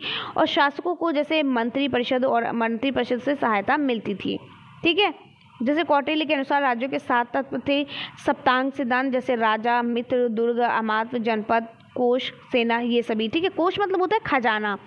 अब सैन्य प्रशासन ये 2 तरीके के थे, एक तो स्थिर होता था और एक संचारी होता था, यानी संस्थान और संचारी यानी भटकना, ठीक है। न्याय प्रणाली होती थी। तो ये इतना लंबा पढ़ाने से अच्छा जब मैं आप लोगों को दे दूंगी तो PDF तो वहाँ से आप पढ़ लीजिएगा, ठीक है। और बाकी तो मेन मैंने यहाँ पर लिख दिया है, बाकी अब यहाँ से अगर आपको ये इजी ज़्यादा लग रहा है तो आप इसको पढ़ लीजिएगा, ठीक है, क्योंकि 2 नंबर में इतना लेंथी आपको नहीं लिखना है। मेन जो था वो मैंने बता दिया। अब देखिए यहाँ पर, लेकिन आपको अगर वो लैंग्वेज टफ लग रही जो मैंने मेन बताया, अगर ये इजी लग रही तो आपको जो पढ़ना है वो पढ़ लीजिएगा, ठीक है। अब 2018 में पूछा गया कि गुप्तकालीन प्रमुख बंदरगाह कौन कौन से हैं। तो ताम्रलिपि जो है ये गुप्तकालीन का प्रमुख बंदरगाह है। ताम्र जो लिपि है ये कलिंग साम्राज्य का सबसे प्रमुख बंदरगाह था जहां से विदेशी व्यापार होता था, और इसने दक्षिण पूर्व एशिया में बौद्ध धर्म के प्रसार में भी छाप छोड़ी, ठीक है। चलिए अगला क्वेश्चन है, दक्षिण भारतीय मंदिरों की विशेषताएं लिखिए, यानी जो दक्षिण भारतीय मंदिर जो थे उनकी क्या विशेषता थी। तो दक्षिण के मंदिरों में गुहा मंदिर, ठीक है, चट्टानों को काट कर बनाए गए थे। मंदिरों की मूर्तियों पर गांधार कला का प्रभाव था। दक्षिण के मंदिरों में पत्थरों का प्रयोग किया गया था। दक्षिण के मंदिरों में खंभों का भी प्रयोग बहुत किया गया है, ठीक है। चलिए नेक्स्ट क्वेश्चन बहुत इंपॉर्टेंट क्वेश्चन है, हमारी पृथ्वी पर कितने महाद्वीप हैं, नाम उल्लेख कीजिए। तो हमारी पृथ्वी पर कुल 7 महाद्वीप हैं। कौन कौन से? एशिया, अफ्रीका, यूरोप, उत्तरी अमेरिका, दक्षिणी अमेरिका, ऑस्ट्रेलिया और अंटार्कटिका, ठीक है। चलिए नेक्स्ट क्वेश्चन है, जल का प्रमुख स्रोत कौन सा है। तो जल के स्रोत कौन कौन से होते हैं भाई? नदी का पानी, तालाब का पानी, भूमिगत जल, वर्षा का जल, झील, ग्लेशियर, ये सभी क्या है? जल के प्रमुख स्रोत ही तो हैं। चलिए वायु क्या है? वायु गर्म होने पर कौन सा परिणाम होता है, यानी अगर वायु गर्म हो जाती है तो क्या रिजल्ट निकलता है। तो देखिए वायु जो है ये नाइट्रोजन, ऑक्सीजन, कार्बन डाइऑक्साइड, जलवाष्प और कुछ अन्य गैसों का मिश्रण, जैसे हीलियम, ठीक है, हाइड्रोजन, हीलियम, आर्गन, ये सभी मतलब बहुत सारी जितनी भी गैसें उनका मिश्रण होता है। इनमें कुछ धूल कण भी हो सकते हैं। चलिए जब हवा गर्म होती है तब क्या होगा? अगर वायु गर्म हो जाएगी तो क्या रिजल्ट होगा? तो जब हवा या वायु गर्म होती है तो अणु कंपन करना शुरू कर देते हैं, यानी जो अणु जो होते हैं छोटे छोटे वो क्या करते हैं? कंपन करना शुरू कर देते हैं। कंपन मतलब क्या होता है? हिलना शुरू कर देते हैं, एक दूसरे से टकराएंगे। जब कंपन करना शुरू कर देंगे तो ये एक दूसरे से टकराएंगे, क्योंकि प्रत्येक अणु गति के लिए अधिक स्थान का उपयोग करता है, ठीक है। हवा फैलती है और कम संघनन हो जाती है, इसलिए गर्म होने पर हवा फैलती है। जब हवा गर्म होती है तो वह हल्की हो जाती है और ऊपर उठ जाती है, ठीक है। चलिए आगे बढ़ते हैं। अगला प्रश्न है, हमारे देश के लिए संविधान क्यों महत्वपूर्ण है, यानी क्यों संविधान बनाया गया हमारे देश के लिए, क्यों, किस पर्पस से बनाया गया, क्यों ये महत्वपूर्ण है, ठीक है। तो हमारा देश एक विशाल देश है, बहुत बड़ा देश है। इसमें विभिन्न अलग अलग जाति के लोग, अलग अलग धर्म के लोग, अलग अलग संस्कृति के लोग रहते हैं, ठीक है। इसमें धर्म, भाषा, साहित्य, रहन सहन, वेशभूषा, खान पान आदि में अंतर है, यानी सभी के धर्म अलग हैं तो सभी के रहन सहन अलग है, सभी का पहनने का तरीका अलग है, सभी का खान पान भी अलग है, ठीक है। कुछ मांसाहारी, कुछ शाकाहारी, कुछ सर्वाहारी, ठीक है, इस तरीके से है। और सभी अलग अलग भगवान को मानते हैं, मतलब ईश्वर एक है लेकिन सबके रूप क्या हैं? अलग अलग हैं। सभी की भाषाएं अलग है, कोई मराठी बोलता है तो कोई हिंदी बोलता है, कोई गुजराती बोलता है, ठीक है। तो इस तरीके से सभी का रहने का तरीका जो है वो अलग है, ठीक है। सभी का साहित्यिक अलग है। तो सभी, जब हमारे देश एक विशाल देश है और सभी की जाति, धर्म, संस्कृति अलग अलग है, तो सभी की धर्म, सभी की भाषा, सभी का साहित्य, सभी का रहन सहन, सभी की वेशभूषा, खान पान भी अलग अलग होगा। देश को एक तथा अखंड रखने के लिए, देश का विकास के रास्ते पर आगे ले जाने के लिए, अधिकारियों की रक्षा के लिए और संघीय व्यवस्था को सफल बनाने के लिए, लोकतांत्रिक व्यवस्था के सफल संचालन के लिए संविधान की बहुत आवश्यकता पड़ी, इसलिए इसकी संविधान की आवश्यकता है। बिना संविधान के सामाजिक, आर्थिक, राजनीतिक, धार्मिक क्षेत्र में स्थिरता और विकास संभव नहीं हो सकता था। इसलिए संविधान ही पूरे देश को निर्देशित कर सकता है, इसीलिए हमारे लिए संविधान क्या है, जरूरी था। ठीक है, चलिए नेक्स्ट क्वेश्चन है, कृषि विकास हेतु सरकार द्वारा अपनाए जाने वाले किन्हीं 2 उपाय के बारे में लिखिए। तो कृषि विकास के लिए सरकार द्वारा अपनाए जाने वाले 2 उपाय ये हैं कि भूमि सुधार करना, ठीक है, और हरित क्रांति को सफल बनाने हेतु प्रयास करना।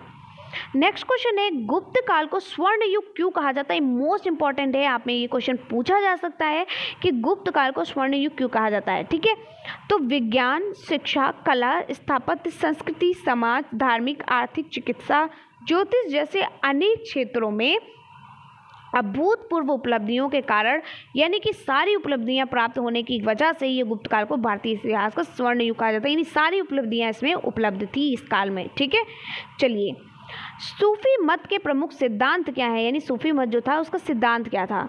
तो ईश्वर की एक रूपता में विश्वास करना, सांसारिक जीवन का त्याग होना, ठीक है, त्याग कर देना, शांति एवं अहिंसा में विश्वास रखना, ये हमारे क्या थे, सूफी मत के प्रमुख सिद्धांत थे। आप चाहते हैं तो इसके अंतर्गत भी लिख सकते हैं। तो ईश्वर की एक रूपता में विश्वास करना, यानी सूफी संत ईश्वर की एक रूपता में विश्वास रखते थे। वो कहते थे कि ईश्वर एक है। ठीक है, वे ईश्वर में लीन हो जाने हेतु आतुर रहते थे।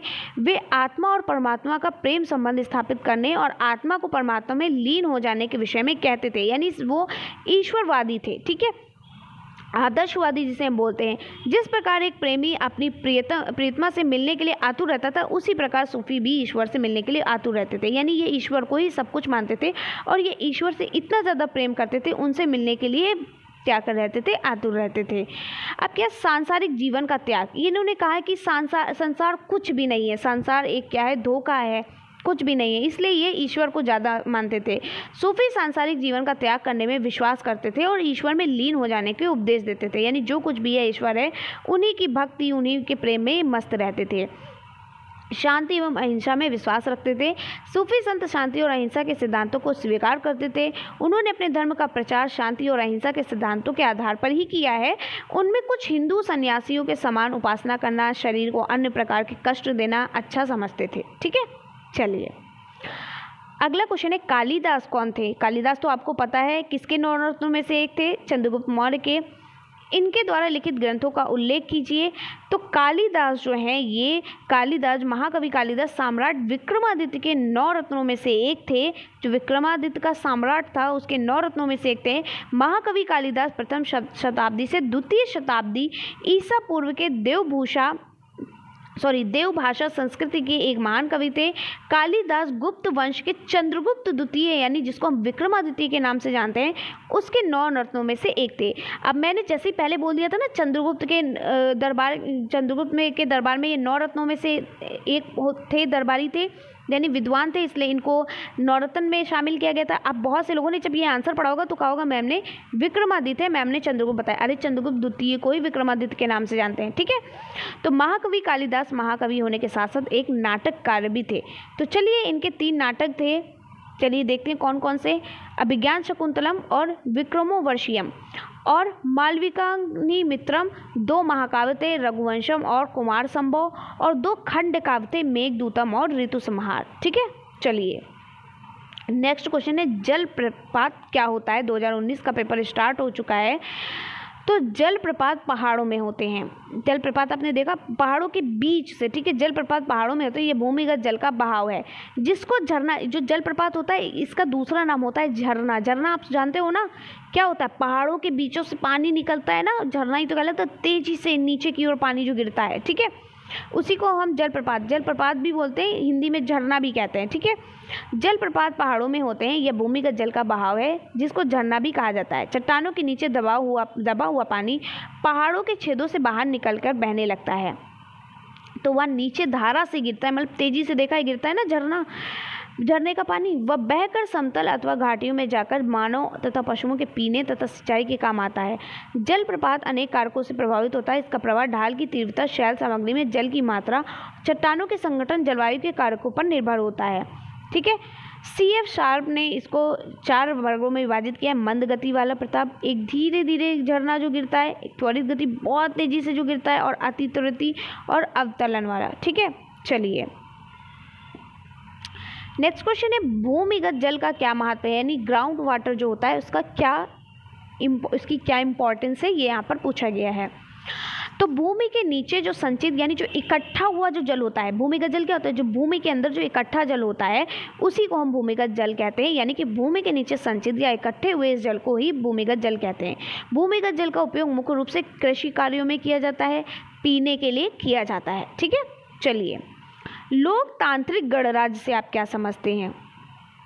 तो लोकतांत्रिक गणराज्य से तात्पर्य यह है कि भारत में राज्य सत्ता का प्रयोग जनता द्वारा निर्वाचित प्रतिनिधित्व करते हैं और वे जनता के प्रति उत्तरदायी होते हैं। संविधान सभी को सामाजिक, आर्थिक, राजनीतिक न्याय का क्या करता है, आश्वासन देता है। यानी लोकतांत्रिक गणराज्य का मतलब क्या होता है, जैसे मान लो प्रधानमंत्री है, ठीक है, तो प्रधानमंत्री को कौन चुनता है, जनता ही तो चुनती है ना। जनता के द्वारा बनाया गया शासन ही क्या कहलाता है, लोकतांत्रिक शासन या लोकतांत्रिक गणराज्य कहलाता है। गणराज्य का मतलब होता है, गण का मतलब होता है जनता, ठीक है, और राज का मतलब होता है रियासत करने वाला देश की। तो एक ऐसा देश होता है जहाँ के शासन तंत्र में सैद्धांतिक रूप से देश का सर्वोच्च पद पर आम जनता में से कोई भी व्यक्ति पदासीन हो सकता है। ठीक है, चलिए नेक्स्ट क्वेश्चन है श्रेष्ठ बैंकिंग प्रणाली की कोई दो गुण लिखिए, यानी जो श्रेष्ठ बैंकिंग प्रणाली इसके दो गुण बताइए। तो एक तो है मुद्रा की पूर्ति करना और एक है ब्याज दरों से स्थिरता। तो जो इसके दो है, यानी रिजर्व बैंक ऑफ इंडिया के प्रमुख गुण निम्न है। मुद्रा की पूर्ति करना, देश के व्यापार, उद्योग, कृषि के लिए भारी मात्रा में साख एवं नगद मुद्रा की पूर्ति रिजर्व बैंक द्वारा सरलता से की जा सकती है। ठीक है, दूसरा पॉइंट है ब्याज दरों में स्थिरता, यानी रिजर्व बैंक से ब्याज दरों में स्थिरता लाने के प्रयत्न किए हैं जिसमें उसे काफ़ी हद तक सफलता भी मिली है और ब्याज दरों से उतार चढ़ाव बड़ी सीमा तक रोके गए हैं। फिर अनुसंधान तथा प्रकाशन का दो पूछे गए हैं। ठीक है, यहाँ पर बहुत सारे हैं, आपको जो भी है आप पढ़ सकते हो। ठीक है, दो पूछे गए, आप दो लिखेंगे।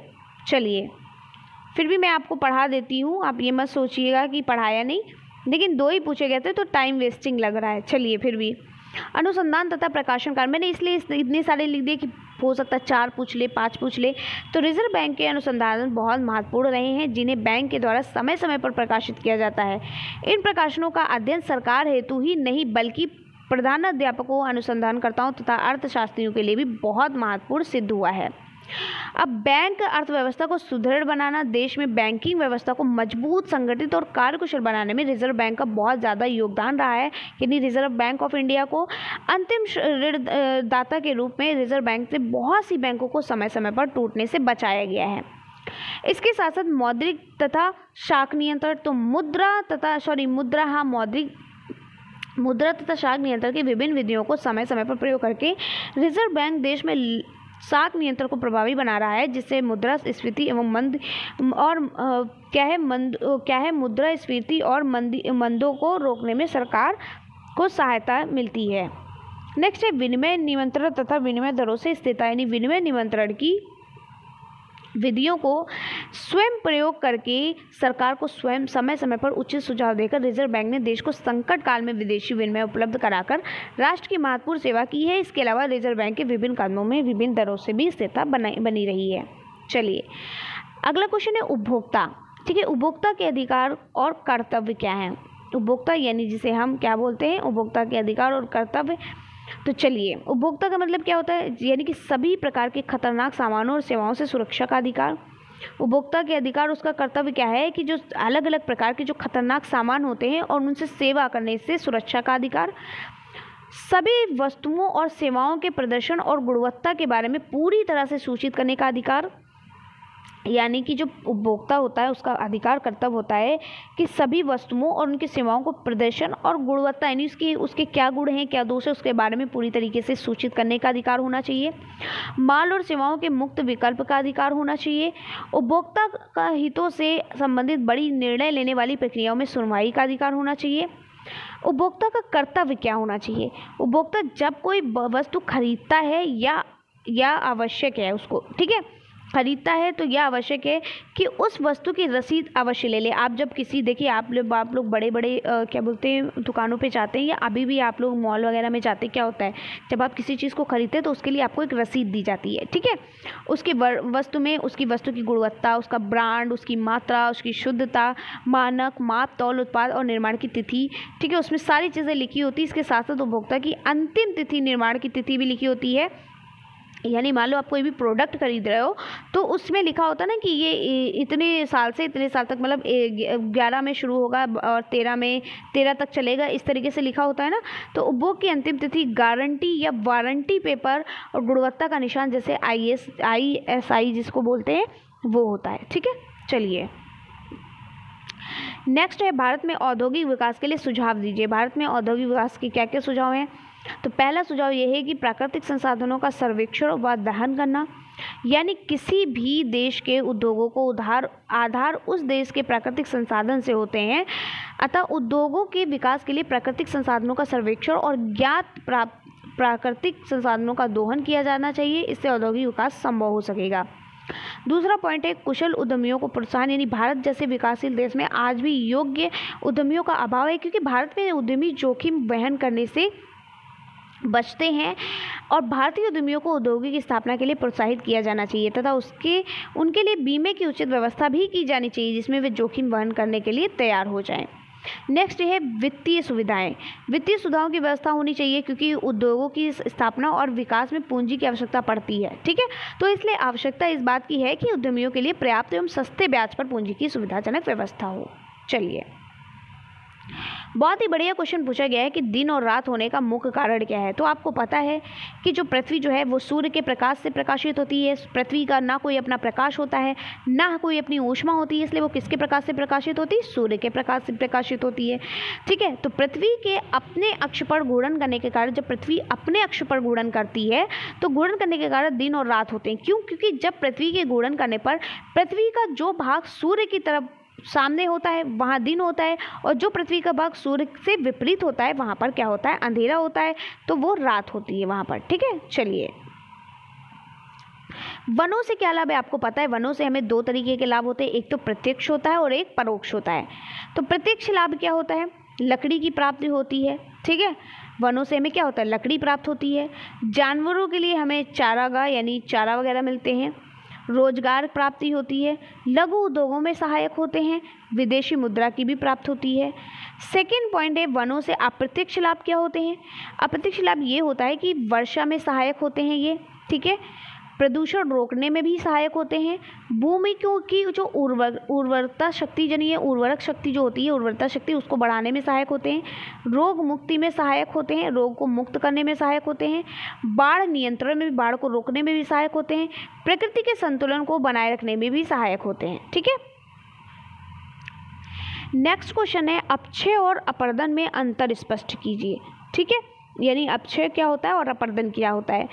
तो अपक्षय क्या होता है? ऋतु और मौसम के प्रभाव द्वारा चट्टान धीरे धीरे अपने स्थानों पर छोटे छोटे टुकड़ों में टूटती रहती है। यानी जो चट्टान जो होती हैं वो ऋतुओं और मौसम का जो प्रभाव पड़ता है उन पर, तो चट्टानें धीरे धीरे क्या करती? अपने स्थान पर छोटे छोटे टुकड़ों में टूटती रहती हैं। तो जो चट्टानों के टूटने फूटने की जो ये प्रक्रिया होती है उसको हम कहते हैं अपक्षय। यानी चट्टानों के टूटने फूटने की क्रिया को हम अपक्षय कहते हैं, ठीक है। अपरदन किसे कहते हैं? अपक्षय द्वारा टूटे गए चट्टानों को बहता जल या नदी, सागर की लहरें, गतिशील वर्व जैसे जो हिमानी जिसको बोलते हैं, पवन, हवा जिसे बोलते हैं, एक स्थान से दूसरे स्थानों पर इकट्ठा कर देते हैं। इस क्रिया को हम अपरदन कहते हैं, ठीक है। या फिर आप इस तरीके से भी अंतर लिख सकते हो, ये आपकी बुक टाइप से थोड़ा, कि अपरदन एक गतिशील क्रिया है, अपक्षय एक स्थैतिक या स्थिर क्रिया है। अपरदन में क्या होता है? अपरदन में विभिन्न गतिशील कारक भूपृष्ठ की शैलों की काट छांट करते हैं, और अपक्षय में शैलें बिना स्थान बदले अपघटित और अपखंडित हो जाती हैं। अपरदन एक बड़े क्षेत्र में होता है और जो हमारा अपक्षय होता है इसकी क्षेत्र सीमा जो है निश्चित होती है। प्रवाहित जल, हिमानी वायु, सागरी लहर ये अपरदन के कारक हैं, और ताप, जल, दाब, ऑक्सीजन ये अपक्षय के कारक होते हैं, ठीक है। जैसे भी आपको मनो आप ऐसे भी लिख सकते हो, आपका मनो आप ऐसे भी लिख सकते हो, ठीक है। चलिए, वैसे आप इस तरीके से याद करोगे तो अगर आपसे मान लो अपक्षय की परिभाषा पूछ लिया तो आप यही लिख दोगे, अपरदन की परिभाषा पूछ लिया तो यही लिख दोगे, है ना। काम ऐसे करो, यानी वो कहते हैं ना कि एक तीर से दो वार, काम ऐसे करो कि सभी में आपका आ जाए। ठीक है, चलिए अब पृथ्वी की आंतरिक संरचना स्पष्ट कीजिए। चलिए इसको मैं बहुत अच्छे से, बहुत बढ़िया तरीके से बताती हूँ। अगर अभी तक आप लोग पृथ्वी की आंतरिक संरचना नहीं ध्यान से समझ पाए हो, आज से नहीं भूलोगे। ठीक है, चलो पढ़ते हैं पृथ्वी की आंतरिक संरचना। अगर अभी तक आपने नहीं पढ़ी तो अब पढ़ना जान जाओगे, और देखिए कैसे आपको चुटकियों में याद हो रही है। तो पृथ्वी को इसकी बनावट और उसमें मिलने वाले खनिज तत्वों और गहराई के आधार पर मुख्यतः 3 भागों में विभाजित किया जाता है। क्या? पहला जो आता है आपका भूपर्पटी, दूसरा मेंटल होता है, तीसरा क्रोड होता है। ठीक है, ये है हमारा ऊपरी वाला जो ये हिस्सा है, ये हमारा क्या है, भूपर्पटी है। फिर इसकी ये वाला जो हिस्सा है ये मेंटल है। फिर ये बाह्य क्रोड, देखिए क्रोड 2 प्रकार के होते हैं, एक बाह्य होता है और एक आंतरिक होता है।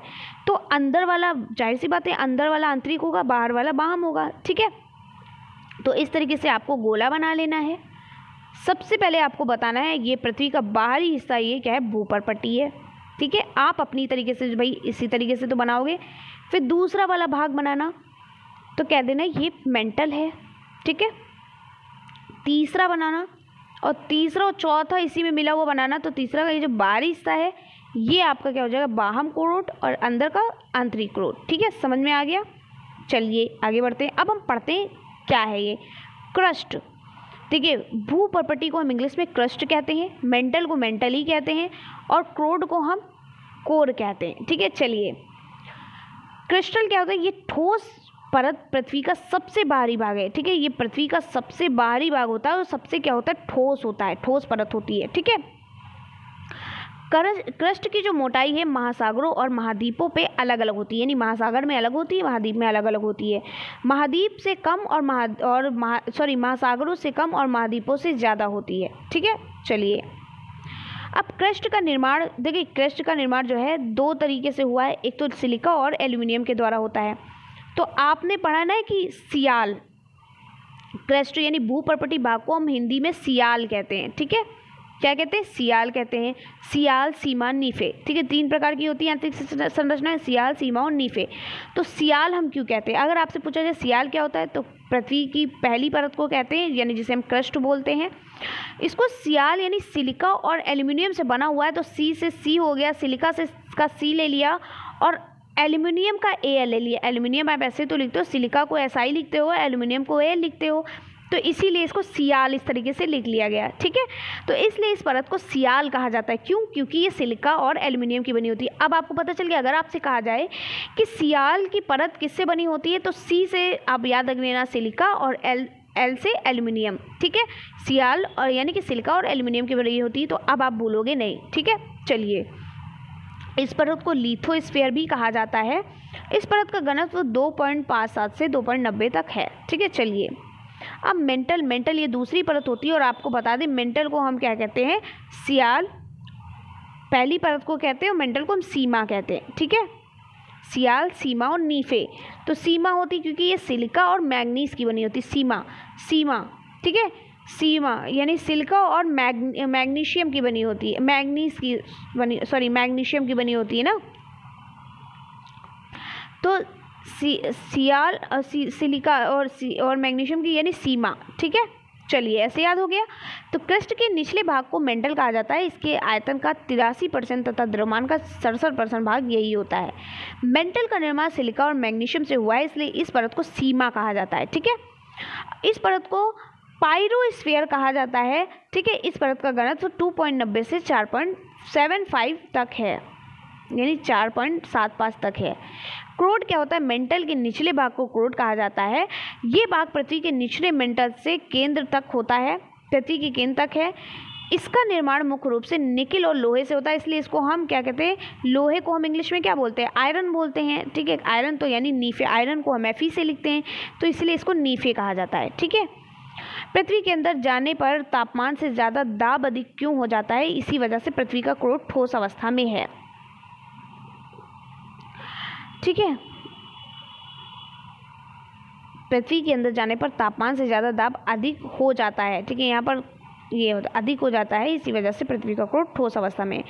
इस परत को हम बैरोस्फीयर भी कहा जाता है, और इस परत का घनत्व 11 से 13 तक है। चलिए अगला क्वेश्चन है गुप्त काल की विशेषताएं बताइए। 2020 में पूछा गया है गुप्त काल की विशेषताएं। ठीक है, बहुत इंपॉर्टेंट है। आपको पता है गुप्त काल को स्वर्ण काल के नाम से भी जाना जाता था। ठीक है, क्योंकि वहाँ पर सारी चीज़ें उपलब्ध थी।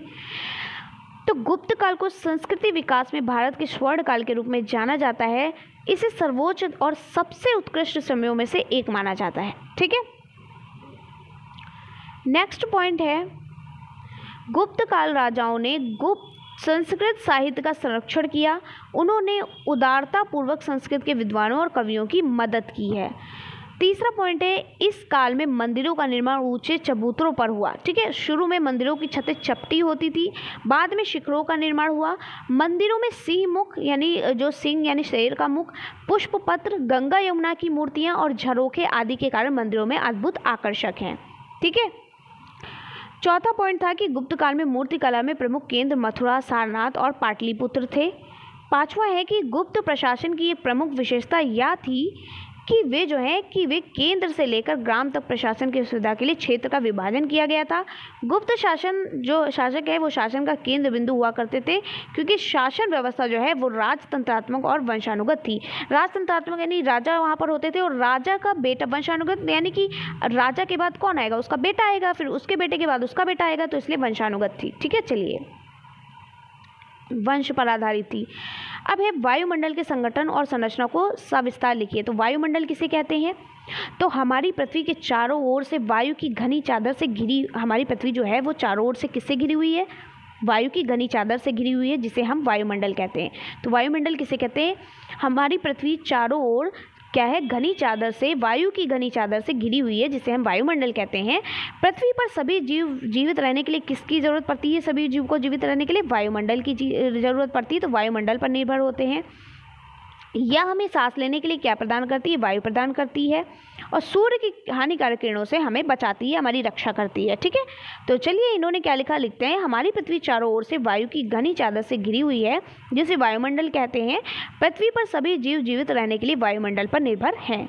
यह हमें सांस लेने के लिए वायु प्रदान करता है और सूर्य के किरणों के हानिकारक प्रभाव से हमारी रक्षा करता है। वायुमंडल विभिन्न गैसों के मिश्रण से बना है। वह अदृश्य क्षेत्र है जो पृथ्वी के चारों ओर लगभग 600 किलोमीटर की ऊंचाई में फैला हुआ है। चलिए, अब वायुमंडल का विस्तार पृथ्वी की सतह से सुदूर आकाश तक है, जिसमें धूल, कणों और जलवाष्प के अलावा विभिन्न गैसों का मिश्रण पाया जाता है। जैसे वायुमंडल जो है, वायुमंडल में nitrogen, oxygen, organ, carbon dioxide, hydrogen, helium, xenon, ozone आदि गैस पाई जाती हैं। ठीक है, अब कहा गया था कि वायुमंडल का संगठन के बारे में बताइए। तो संगठन में आप क्या लिखोगे कि पृथ्वी का वायुमंडल लगभग 78% नाइट्रोजन पाई जाती है, 21% ऑक्सीजन पाई जाती है और 1% अन्य गैसें पाई जाती हैं। अन्य गैसें जैसे आपका हीलियम, हाइड्रोजन, जीनॉन, ओजोन, ये सभी आर्गन, ठीक है, ये सभी गैसें पाई जाती हैं। तो संगठन में आपको ये बताना है, परसेंटेज बतानी है।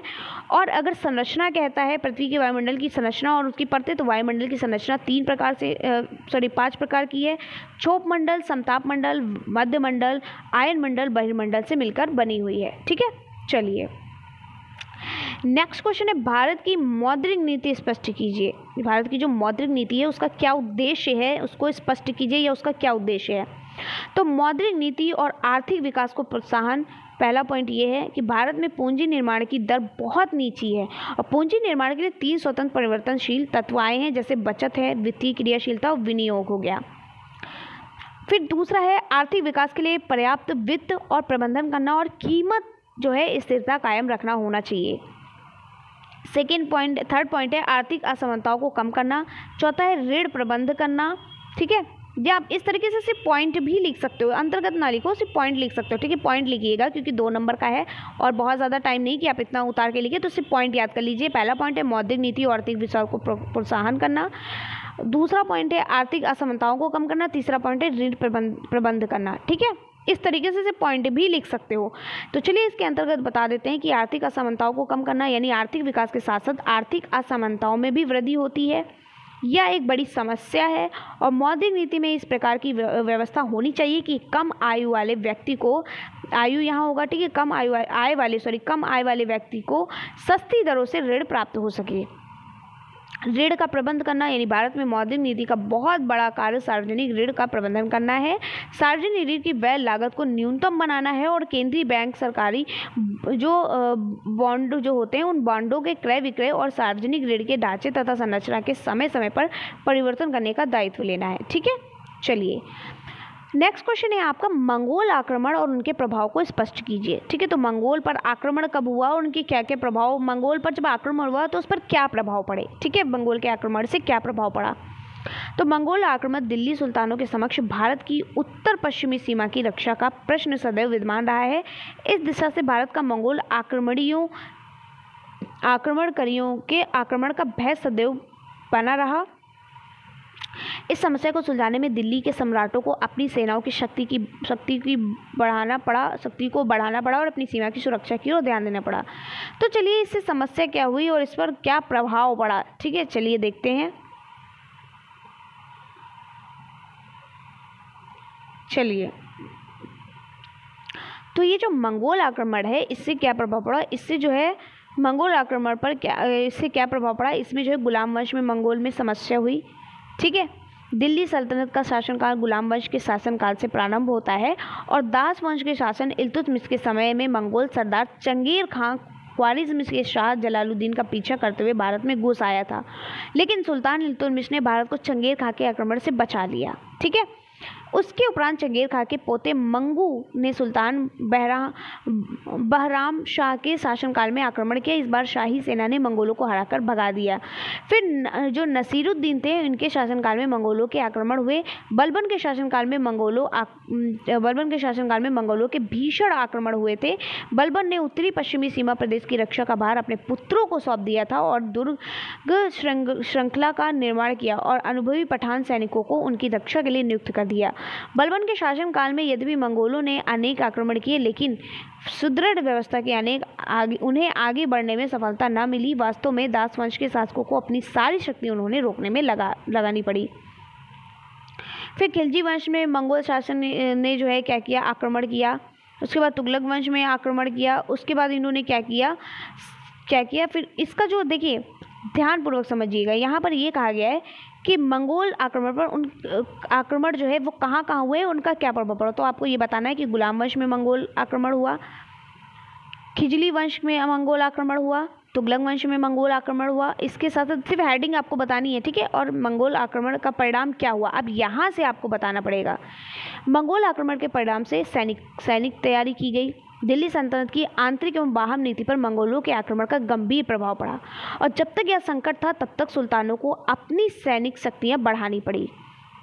दूसरा है विजय अभियान में अवरोध, यानी मंगोल आक्रमण के कारण साधारण जो कोटि के सुल्तान जो थे उनके आक्रमण के कारण साधारण कोटि के सुल्तानों के लिए विजय नीति का अनुसरण करना असंभव हो गया और इस परिस्थितियों में केवल अलाउद्दीन खिलजी ही देश की सुरक्षा और स्वतंत्र देशी राजाओं को विजय करने के लिए नीति का साथ साथ अनुसरण कर सका।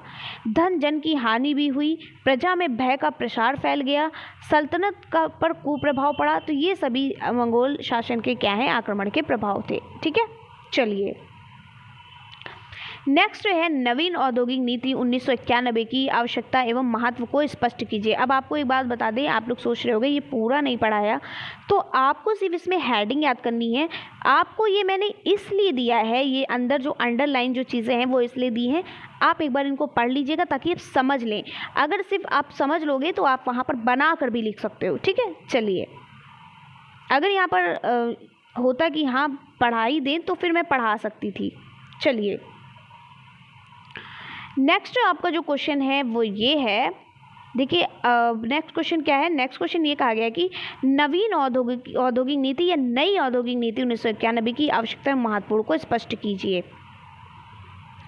तो नई औद्योगिक नीति यानी 1991, नई औद्योगिक नीति 1991 को औद्योगिक उद्योग को लाइसेंसिंग प्रणाली के बंधनों से मुक्त करने के लिए लागू किया गया था, जिसमें सार्वजनिक क्षेत्र की भूमिका के लिए कोई जगह नहीं थी। इसके अलावा यह नीति देश के औद्योगिक विकास में विदेशी और निवेश को बढ़ाने का प्रयास करती है। तो इसके मुख्य उद्देश्य क्या थे, किस उद्देश्य से ये लाई गई थी, हम क्यों इसी फालतू में करें, इसी पर चर्चा करते हैं। ये आपको लिखना पड़ेगा, ये फालतू मत समझ लीजिएगा, ठीक है। नई औद्योगिक नीति 1991 के अन्य मुख्य उद्देश्य और उनकी आवश्यकता और महत्व क्या थे, देश को लाइसेंस और नियंत्रण जैसे नियमों से मुक्त दिलाना था, यानी जो लाइसेंस वगैरह लेना उनसे क्या करना था, मुक्ति दिलाना था। दूसरा पॉइंट था, आप सिर्फ इसके उद्देश्य लिख लीजिएगा, ठीक है। लघु उद्योग क्षेत्र को सहायता प्रदान करना था, यानी जो छोटे छोटे उद्योग थे उनके क्षेत्रों को सहायता प्रदान करना था। बड़े पैमाने पर जनता को लाभ पहुंचाने के लिए उद्योगों के बीच प्रतिस्पर्धी संस्कृति को बढ़ाना था। पिछड़े क्षेत्रों और उनके स्थानीय लोगों को अधिक प्रोत्साहन प्रदान करना था। विकसित देशों के साथ मुकाबला करने के लिए जो औद्योगिक विकास की तीव्र गति जो थी उसको सुनिश्चित करना था। विभिन्न सरकारी प्रतिनिधियों से अर्थव्यवस्था को उदार बढ़ाने के लिए था या बनाने के लिए था। निजी क्षेत्र को आज़ाद करना, स्वतंत्र रूप से काम करना, ठीक है। निर्यात में वृद्धि सुनिश्चित करना और आयात को उदार बनाना था। रोजगार के अवसर बढ़ाने के लिए अर्थव्यवस्था को उदार बनाना था, ठीक है। चलिए अब अगला क्वेश्चन है, और 2021 का जो पेपर है वो स्टार्ट होता है और कह रहा है कि मुद्रास्फीति से आशय स्पष्ट कीजिए। यानी मुद्रास्फीति क्या होती है, तो जब मांग और आपूर्ति में असंतुलन पैदा हो जाती है, यानी कि जैसे मान लो कोई वस्तु है, उसकी मांग ज़्यादा है लेकिन वो वस्तु कम है, ठीक है। तो वस्तु की जो मांग ज़्यादा है लेकिन वस्तु कम है, ठीक है। तो जब मांग और आपूर्ति में असंतुलन पैदा हो जाता है तो वस्तुओं और सेवाओं की कीमतें बढ़ जाती है। देखिए, जब किसी के पास प्रोडक्ट कम होगा और उसकी मांग ज़्यादा होगी तो उस प्रोडक्ट का क्या होगा, प्रोडक्ट जो है वो महंगा हो जाएगा, है ना, यही बात कहेगी ना, उसकी कीमत क्या होगी, बढ़ जाएगी। तो कीमतों में इस वृद्धि को मुद्रास्फीति, यानी कि किसी भी प्रोडक्ट का मांग ज़्यादा हो और उसकी प्रोडक्ट कम हो, ठीक है। कोई भी ऐसा प्रोडक्ट जिसकी मांग ज़्यादा हो लेकिन वो प्रोडक्ट कम हो, और जब मांग ज़्यादा होगी प्रोडक्ट कम होगा, यानी चीज़ कम है और लोग लेने वाले ज़्यादा हैं, तो जाहिर सी बात है वो जो प्रोडक्ट है उसकी कीमत क्या होगी, बढ़ जाएगी। तो इसी को मुद्रास्फीति कहते हैं, ठीक है। तो चलिए, जब मांग और आपूर्ति में असंतुलन पैदा होता है तो वस्तुओं और सेवाओं की कीमत बढ़ जाती है। कीमतों में इस वृद्धि को मुद्रास्फीति कहते हैं। भारत अपनी मुद्रास्फीति की गणना दो मूल सूचियों के आधार पर करता है। एक होता है थोक मूल्य सूचकांक और एक होता है उपभोक्ता मूल्य सूचकांक, यानी होलसेल प्राइस होता है, और एक होता है कंज्यूमर प्राइस इंडेक्स, ठीक है। चलिए नेक्स्ट क्वेश्चन है, भारतीय संविधान में दिए गए नीति निर्देशक तत्वों का वर्णन कीजिए। यानी भारतीय संविधान में कौन से नीति निर्देशक तत्व दिए गए हैं। तो भारतीय संविधान में नीति निर्देशक तत्व, चलिए देखते हैं। पहला पॉइंट है आर्थिक सुधार संबंधित तत्व, दूसरा है सामाजिक प्रगति संबंधित तत्व, तीसरा है शिक्षा, स्वास्थ्य और संस्कृति का सुधार और विकास संबंधित तत्व, चौथा है न्याय एवं शासन सुधार संबंधित तत्व, पांचवा है अंतर्राष्ट्रीय शांति एवं सुधार संबंधित तत्व, ठीक है। फिर क्या है कि संविधान सभा के 42वें संविधान संशोधन द्वारा कुछ नीति निर्देशक तत्व जोड़े गए हैं जो निम्नलिखित है। जैसे निर्धनों को निःशुल्क सहायता मिले, जो निर्धन है उनको निःशुल्क सहायता मिले, बच्चों की स्वतंत्रता तथा सम्मान के साथ जीने के समान अवसर मिले, उद्योगों के प्रबंध आदि में श्रमिकों के सुझावों का महत्व हो दिया जाएगा और प्रबंध में उनकी भी भागीदारी हो, ठीक है। नेक्स्ट है आपका क्वेश्चन, महासागरीय जल परिसरण की गतियों को उदाहरण द्वारा बताइए। जो महासागरीय जल जो होते हैं उनके परिसर की जो गतिविधियाँ होती हैं उनका उदाहरण बताइए। तो या फिर ये भी कह सकते हैं जो महासागरीय जो धारा होती है उनका वर्णन कीजिए। तो ये जो महासागरीय धारा जो होती है, एक होती है गल्फ स्ट्रीम या खाड़ी की धारा, दूसरा होता है लेब्राडोर धारा, तीसरा होता है क्यूरोशियो धारा, चौथा होता है क्यूराइल की धारा, ठीक है। तो चलिए एक एक करके इनको पढ़ते हैं। तो गल्फ स्ट्रीम जो हमारी होती है खाड़ी की जो धारा होती है, तो गल्फ स्ट्रीम अटलांटिक महासागर की एक प्रमुख गर्भ जल धारा है। यह उत्तरी अमेरिका महाद्वीप के मैक्सिको की खाड़ी से उत्पन्न होकर उत्तर की ओर प्रवाहित होती है और यही धारा आगे चलकर पछुआ हवाओं के प्रभाव के कारण पूर्व की ओर मुड़ जाती है, जिसे उत्तरी अटलांटिक धारा कहा जाता है, ठीक है। लेब्राडोर की धारा क्या होती है, ये लेब्राडोर धारा जो होती है एक ठंडी जल धारा होती है जो कि बैफिन की खाड़ी तथा डेविस जल्ड मरुमध्य यानी उत्तरी ध्रुव सागर को प्रारंभ होकर न्यू फाउंडलैंड तट से होती हुई ग्रांड बैंक के पूर्व से गुजरने के बाद 50 डिग्री पश्चिमी देशांतर के पूर्व से गल्फ स्ट्रीम से मिल जाती है। क्यूरोशियो धारा क्या होती है, ये प्रशांत महासागर में जब उत्तरी विषुवतीय धारा फिलीपाइंस जो होती है के पास दाहिने मुड़कर उत्तर की ओर बढ़ती है तो क्यूरोशियो धारा की उत्पत्ति होती है, जो कि एक गर्म जलधारा है, और ये धारा जापान तट के पास पछुआ पवन के प्रभाव के कारण पूर्व की ओर मुड़ जाती है, और यह धारा अटलांटिक महासागर की गल्फ स्ट्रीम धारा के समान ही है।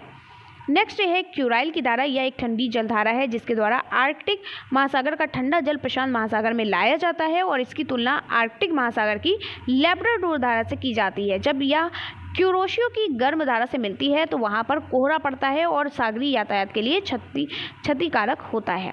चलिए नेक्स्ट क्वेश्चन है, मृदा अपरदन से बनने वाली किसी एक स्थल आकृति को समझाइए। तो यहाँ पर कई सारी आकृतियाँ हैं, स्थल आकृतियाँ, और आपको इसमें से कोई एक चूज़ कर लेनी है। ठीक है, तो चलिए देखते हैं मृदा अपरदन से मिलने वाली जो धारा होती है। चलिए,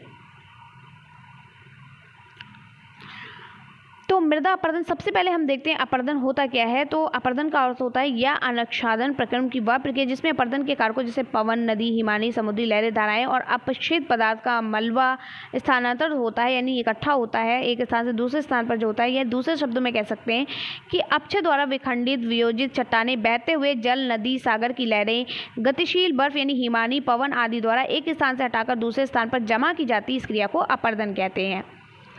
अपरदन के प्रमुख कारकों के द्वारा बनने वाली जो प्रमुख भू आकृतियाँ जो होती वो क्या होती, यहाँ पर ये पूछा गया। हम यहाँ से प्रश्न को शुरू करते हैं। जैसे प्रवाहित जल, नदियों के रूप बहता हुआ जल पृथ्वी के धरातल पर अनेकों प्रकार के स्थल रूपों को बनाने वाली प्रक्रियाओं में सबसे महत्वपूर्ण कारक है।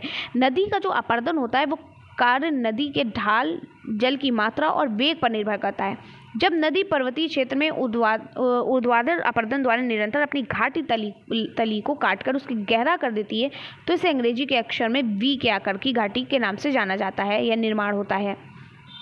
भूमिगत जल, चट्टानों में जो छिद्र जो हो जाते हैं ना, छेद या जो दरार पड़ जाती हैं, तो उन दरारों से होकर वर्षा का जल या प्रवाहित जल भूपृष्ठ के नीचे चला जाता है, जिसे भूमिगत जल कहते हैं। ठीक है, आप इतना भी लिख सकते हो, और क्योंकि बहुत लेंदी हो जाएगा फिर ये 4-5 पेज का हो जाएगा, आपको इसको मेन पॉइंट लिख लेना है। भूमिगत जल का सर्वाधिक जो प्रभाव होता है वो चूना क्षेत्रों में होता है। पहाड़ों में कहीं कहीं चूने की चट्टानें मिलती है जिसमें जल रिस कर चट्टानों के भीतर पहुंच जाता है और रासायनिक अपक्षय द्वारा चूने को घुलाकर दूर बहा ले जाता है, जिससे पहाड़ी में गुफा या सुरंग बन जाती है। ठीक है, तीसरा है हिमानी। बर्फ के गतिशील ढेर को हिमानी कहते हैं। जो बर्फ का बहुत सारा ढेर होता है उसको हम क्या कहते हैं, हिमानी कहते हैं। और ये जो होता है ये ऊंची पर्वतीय श्रेणियों व ध्रुवों पर पाई जाती हैं, और लगातार बर्फ जमने से पड़ने वाले दबाव और गुरुत्वाकर्षण के कारण ये क्या होती हैं, हिम जो होती हैं ये पिघलने से पहले क्या होती है, पुनः जमने से बर्फ गतिशील हो जाती है। लेकिन प्रवाहित जल के यानी जो पिघलने से फिर ये क्या होती है, पुनः जमने के लिए बर्फ गतिशील हो जाती है। लेकिन प्रवाहित जल के विपरीत हिमनद का प्रवाह जो है अत्यंत धीमा होता है। इसके द्वारा कर्षित चट्टानों पदार्थों के और इसके तल में इसके साथ घसीटे जाते हैं, जो घाटी के किनारे पर घर्षण द्वारा अत्यधिक अपरदन करते हैं। ठीक है, चलिए अगर आपसे पूछा जाए कि सौर मंडल का मानव जीवन पर पड़ने वाला प्रभाव बताइए, या फिर दिन और रात होने का प्रमुख कारण क्या है, दोनों की आंसर एक ही है। जो दोनों जब आएगा यही बताएंगे कि जो है वो पृथ्वी जो होती है उसका ना कोई अपना ऊष्मा होती है, ना कोई प्रकाश होता है, वो सूर्य के प्रकाश से प्रकाशित होती है। ठीक है, तो पृथ्वी के अपने अक्ष पर घूर्णन करने के कारण दिन होता है और रात होती। क्यों, जब पृथ्वी अपने अक्ष पर जब घूर्णन करती है तो पृथ्वी का जो भाग सूर्य के सामने आता है तो वो दिन वहाँ पर दिन होता है, और जब जो भाग जो है सूर्य के विपरीत होता है यानी सूर्य से के सामने नहीं होता है, पीछे मतलब उसके विपरीत होता है, तो उसे हम क्या कहते हैं, अंधेरा। तो वहाँ पर अंधेरा होगा इसलिए वहाँ पर रात होती है। ठीक है, अब पूछा है रजिया सुल्तान के बारे में समझाइए। रजिया सुल्तान कौन थी, इनके बारे में बताना पड़ेगा। ठीक है, तो चलिए रजिया सुल्तान के बारे में पढ़ते हैं। कितना बचा है देख लेते हैं, बहुत ही लेंदी हो गया है और बहुत टाइम हो गया है। ठीक है, चलिए बहुत अभी बचा हुआ है, चलिए देखते हैं, लेकिन आज सारा कवर कर लेंगे तभी आगे बढ़ेंगे। ठीक है, चलिए रजिया सुल्तान के बारे में बताइए। तो रजिया अल दिन, इनका पूरा नाम ही यही था। ठीक है, रजिया अल दिन शाही, 1205 ईस्वी में इनका जन्म हुआ था, 1240। ठीक है, जलालाद, रजिया अल दिन शाही नाम जलालाद उद दिन रजिया इतिहास में जिसे सामान्यतः रजिया सुल्तान या रजिया सुल्ताना के नाम से जाना जाता था। जाना जाता है। दिल्ली सल्तनत की सुल्तान यानी तुर्की शासकों द्वारा ये प्रयुक्त एक उपाधि, ठीक है। दिल्ली सल्तनत की ये सुल्तान थी। उन्होंने 1236 ईस्वी से 1240 ईस्वी तक दिल्ली सल्तनत पर शासन किया। आप ये लिखोगी कि रजिया सुल्तान जो है ये क्या थी, ये दिल्ली सल्तनत की सुल्तान थी, ठीक है। दिल्ली सल्तनत की सुल्ताना थी, ये सुल्तान थी। उन्होंने 1236 ईस्वी से 1240 ईस्वी तक दिल्ली सल्तनत पर शासन किया। रजिया पर्दा प्रथा त्याग कर, यानी पर्दा प्रथा यानी ये पर्दा वर्दा नहीं करती थी, क्योंकि आपको पता है मुसलमानों में पर्दा किया जाता है, पुरुषों के सामने नहीं आया जाता। लेकिन रजिया जो है ये पर्दा प्रथा त्याग कर पुरुषों की तरह खुले मुंह दरबार में जाती थी। ये इल्तुतमिश की क्या थी, पुत्री थी। तुर्की मूल की रजिया को अन्य मुस्लिम राजकुमारियों की तरह सेना का नेतृत्व तथा प्रशासन के कार्यों में अभ्यास कराया गया, ताकि ज़रूरत पड़ने पर उसका इस्तेमाल किया जा सके। क्योंकि आपको पता है जो राजा जो लोग होते हैं उनकी राजकुमारियों को भी जो क्या बोलते हैं तलवार चलाना और ये सब करना सिखाते हैं, ठीक है। तो इनको भी दिया गया था। रजिया को अपने भाइयों और शक्तिशाली तुर्क अमीरों के विरुद्ध संघर्ष करना पड़ा। वह केवल 3 वर्ष का शासन कर पाईं। अपनी सल्तनत की वापसी के लिए रजिया और उनके पति अल्तुनिया ने बहराम शाह से युद्ध किया, जिसमें उनकी हार हुई। उन्हें दिल्ली छोड़कर भागना पड़ा और अगले दिन वो कैथल पहुंचे, जहां उनकी सेना ने भी उनका साथ छोड़ दिया। जब सेना ने साथ छोड़ दिया तो डाकुओं ने उनको पकड़ लिया और 14 अक्टूबर 1240 को दोनों को मार दिया गया, या दोनों मारे गए। चलिए, बहुत ही इंपॉर्टेंट क्वेश्चन है। अशोक के धम्म की अवधारणा की व्याख्या कीजिए, या धम्म प्रचार करने के लिए उनके तरीकों को अपनाइए। और अशोक के धम्म के बारे में आपने भी पढ़ा है 2017 में कि अशोक का धम्म क्या है, पढ़ा है ना आप लोगों ने। तो ये वही चीज़ है, आप उसी को लिख सकते हैं, अशोक का धम्म क्या होता है। अब इसके प्रचार के बारे में कहा है तो हम इसके प्रचार बता दे रहे, क्योंकि वो जो मैंने अभी अशोक का धम्म पढ़ाया वो बहुत ईजी था, ठीक है। तो उसके यहाँ पर प्रचार के बारे में बता देते हैं, क्योंकि ये थोड़ा सा आगे बढ़ाया गया है क्वेश्चन। तो सम्राट अशोक ने धम्म के प्रचार के लिए उन्होंने धम्म के विचारों को जगह जगह में शिलाओं और स्तंभों पर लिखवाए, ठीक है। अपना जो है अपने धर्म का प्रचार करने के लिए इन्होंने क्या किया, जो वहाँ पर जो शिलाएं थी और जो स्तंभ थे, खंबे थे, वहाँ पर उन्होंने लिखवाया। इन शिलालेखों और स्तंभ लेखों में लिखे धम्म के विचार लोगों तक आसानी से पहुँचे, इसलिए धम्म के विचार बहुत जल्द लोगों तक पहुंच गए और शिलालेख और स्तंभ लेखों ने धम्म के विचारों को प्रचार प्रसार करने में बहुत ही महत्वपूर्ण निभाई, ठीक है, भूमिका निभाई।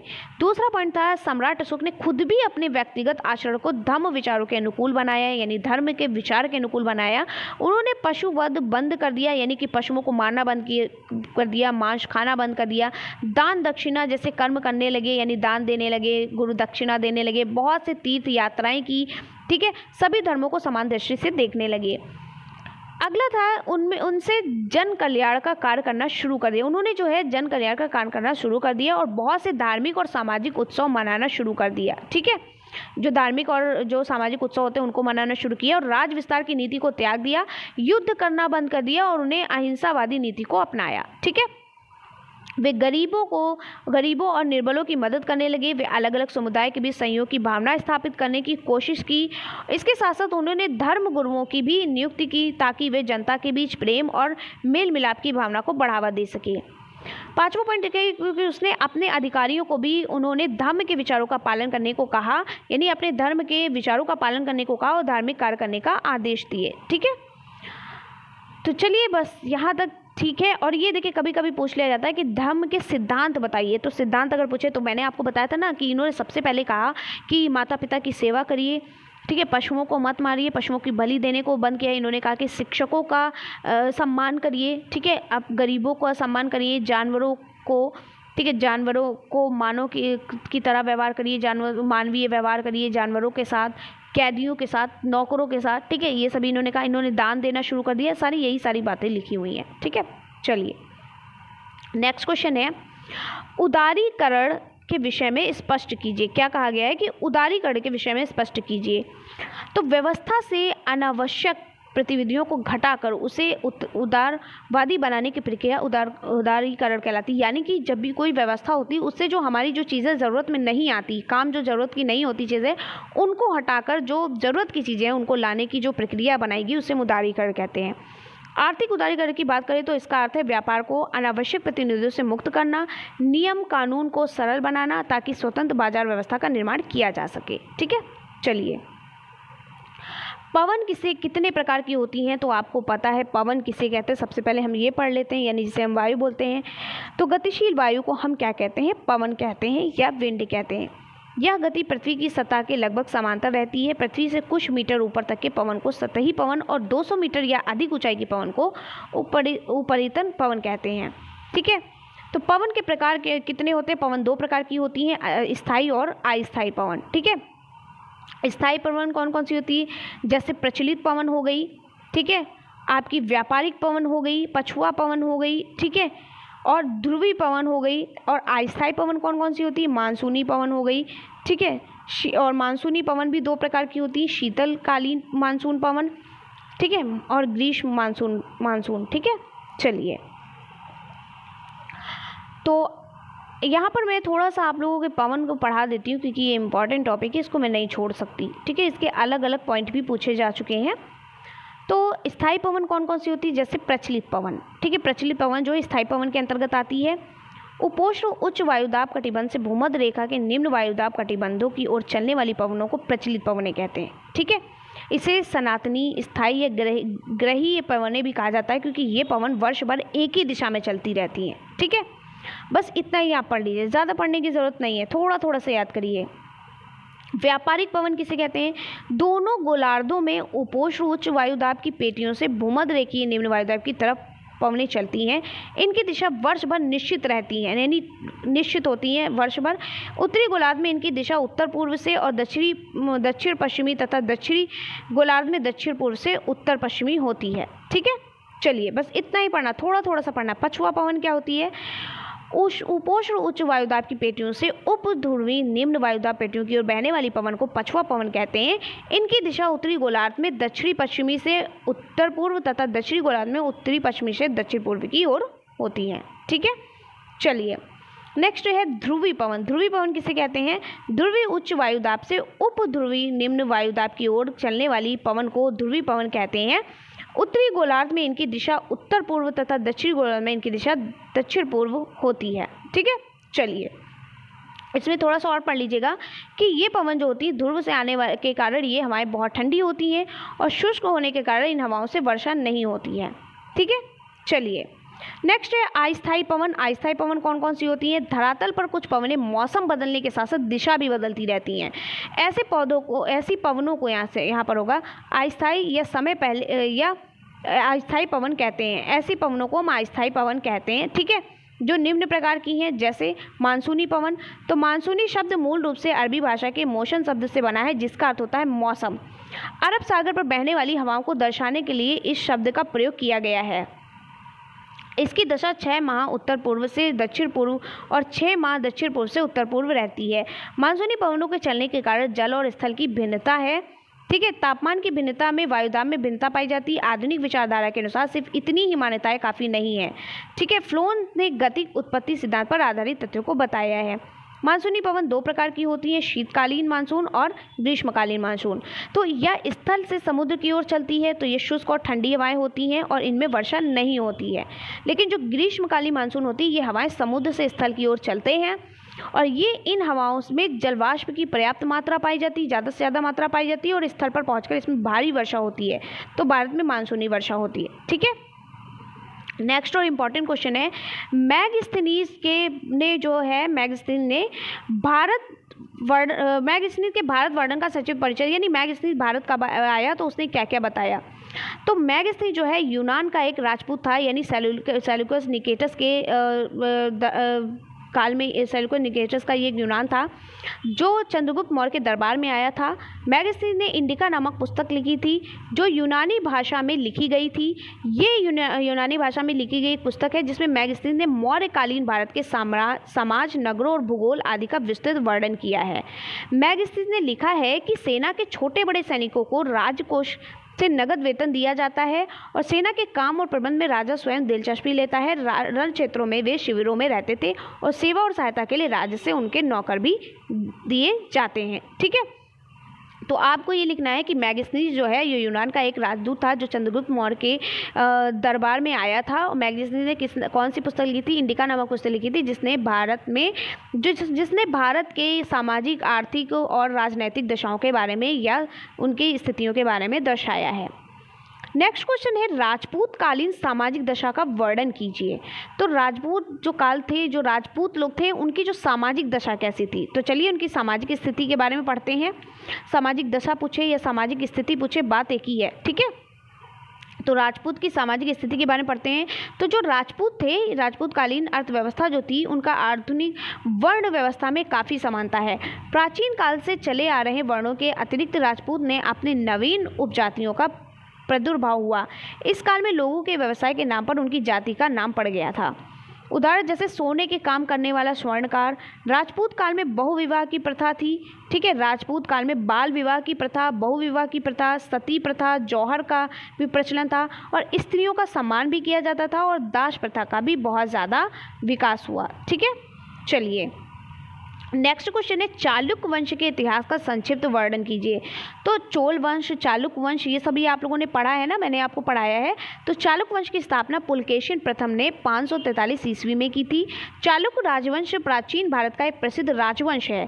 इसकी राजधानी बादामी, यानी जिसे हम वातापी के नाम से जानते हैं, वो थी।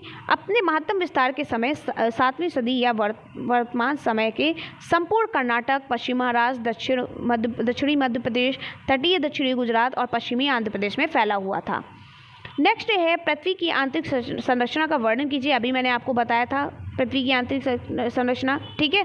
सियाल, सीमा, नीफे के बारे में वही है, रिपीट किया हुआ है, मैंने यहाँ पर लिख दिया रिपीट, है ना, कंफ्यूज मत होना। चलिए आगे बढ़ते हैं। भारतीय कृषि की विशेषताएं लिखिए। तो भारतीय कृषि की प्रमुख विशेषता क्या है? आजीविका का स्रोत। पहला है आजीविका का स्रोत, यानी कृषि हमारी कुल राष्ट्रीय आय का लगभग 25% योगदान देती है। भारतीय अर्थव्यवस्था का मुख्य व्यवसाय कृषि है, क्योंकि कुल जनसंख्या के 61% लोगों को इससे रोजगार मिलता है। दूसरा है मानसून पर निर्भरता। मानसून वह मुख्य चीज़ है जिस पर भारत की कृषि निर्भर करती है। यदि अच्छी मात्रा में वर्षा होती है तो मानसून अच्छा होता है, तो फसल का उत्पादन भी अधिक मात्रा में होगा। अगर मानसून अच्छा नहीं होता है तो फसल की उत्पादकता अच्छी नहीं होती, यानी मौसम अगर अच्छा होगा तो फसल उगेगी और मौसम अच्छा नहीं होगा तो फसल नहीं उगती है। कभी कभी बहुत अधिक बारिश होने के कारण बाढ़ भी आ जाती है, जिससे हमारी फसलों को बहुत ज़्यादा हानि पहुंचती है, भारी मात्रा में नष्ट भी हो जाती हैं। अपर्याप्त सिंचाई सुविधा के कारण कृषि मानसून पर निर्भर रहती है। तीसरा है श्रम प्रधान खेती। हर गुजरते दिन के साथ जनसंख्या बढ़ रही है, जिसके परिणामस्वरूप भूमि पर दबाव पड़ रहा है। भूमि जो टूट रही है और विभाजित हो रही है, जो अलाभकारी हो गई है, ये जो है फार्म उपकरण और मशीनरी के टुकड़ों को अपने ऊपर उपयोग करने की अनुमति नहीं देते हैं।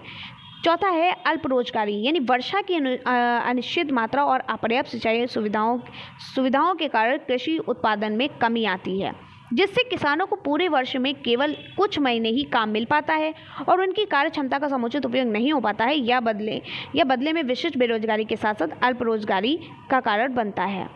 नेक्स्ट है, महमूद गजनवी ने भारत पर आक्रमण किस उद्देश्य से किया था? और मैंने आपको बताया था कि महमूद गजनवी जो था वो क्या था, भारत को क्या करना चाहता था, भारत को लूटने आया था, ठीक है। इसी वजह से ये महमूद गजनवी भारत को लूटने के उद्देश्य से भारत पर उसने आक्रमण किया था, ठीक है। और ये रिपीट किया क्वेश्चन है और ये 2016 में ही पूछा गया था। नेक्स्ट है, भारत के संविधान की क्या विशेषता है, इनका वर्णन कीजिए। तो भारत के संविधान की प्रमुख विशेषता है ये जो हमारा जो संविधान था, ये सबसे लंबा और लिखित संविधान था, यानी भारत का संविधान जो है ये लंबा संविधान है और लिखित संविधान है और विभिन्न ये स्रोतों से लिया गया है संविधान।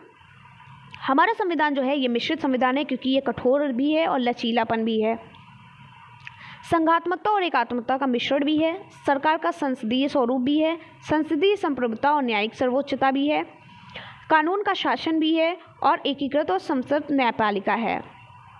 नेक्स्ट है, चोल प्रशासन की विशेषता का उल्लेख कीजिए। तो चलिए चोल प्रशासन की विशेषता का उल्लेख करते हैं।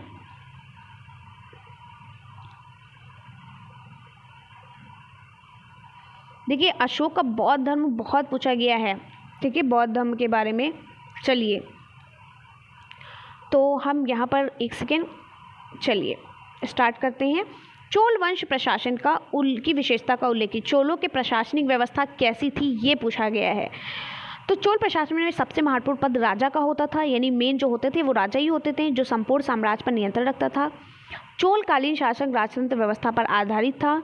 इस समय राजा का चयन आनुवंशिक रूप से होता था, यानी कि राजा के बाद, राजा की मृत्यु के बाद उसका बेटा आएगा, ठीक है, उसका पुत्र राजा बनता है, मतलब ये क्या है, आनुवंशिक था। जैसे युवराज की उपाधि दी जाती थी। चोलों की राजकीय चिन्ह बाघ था।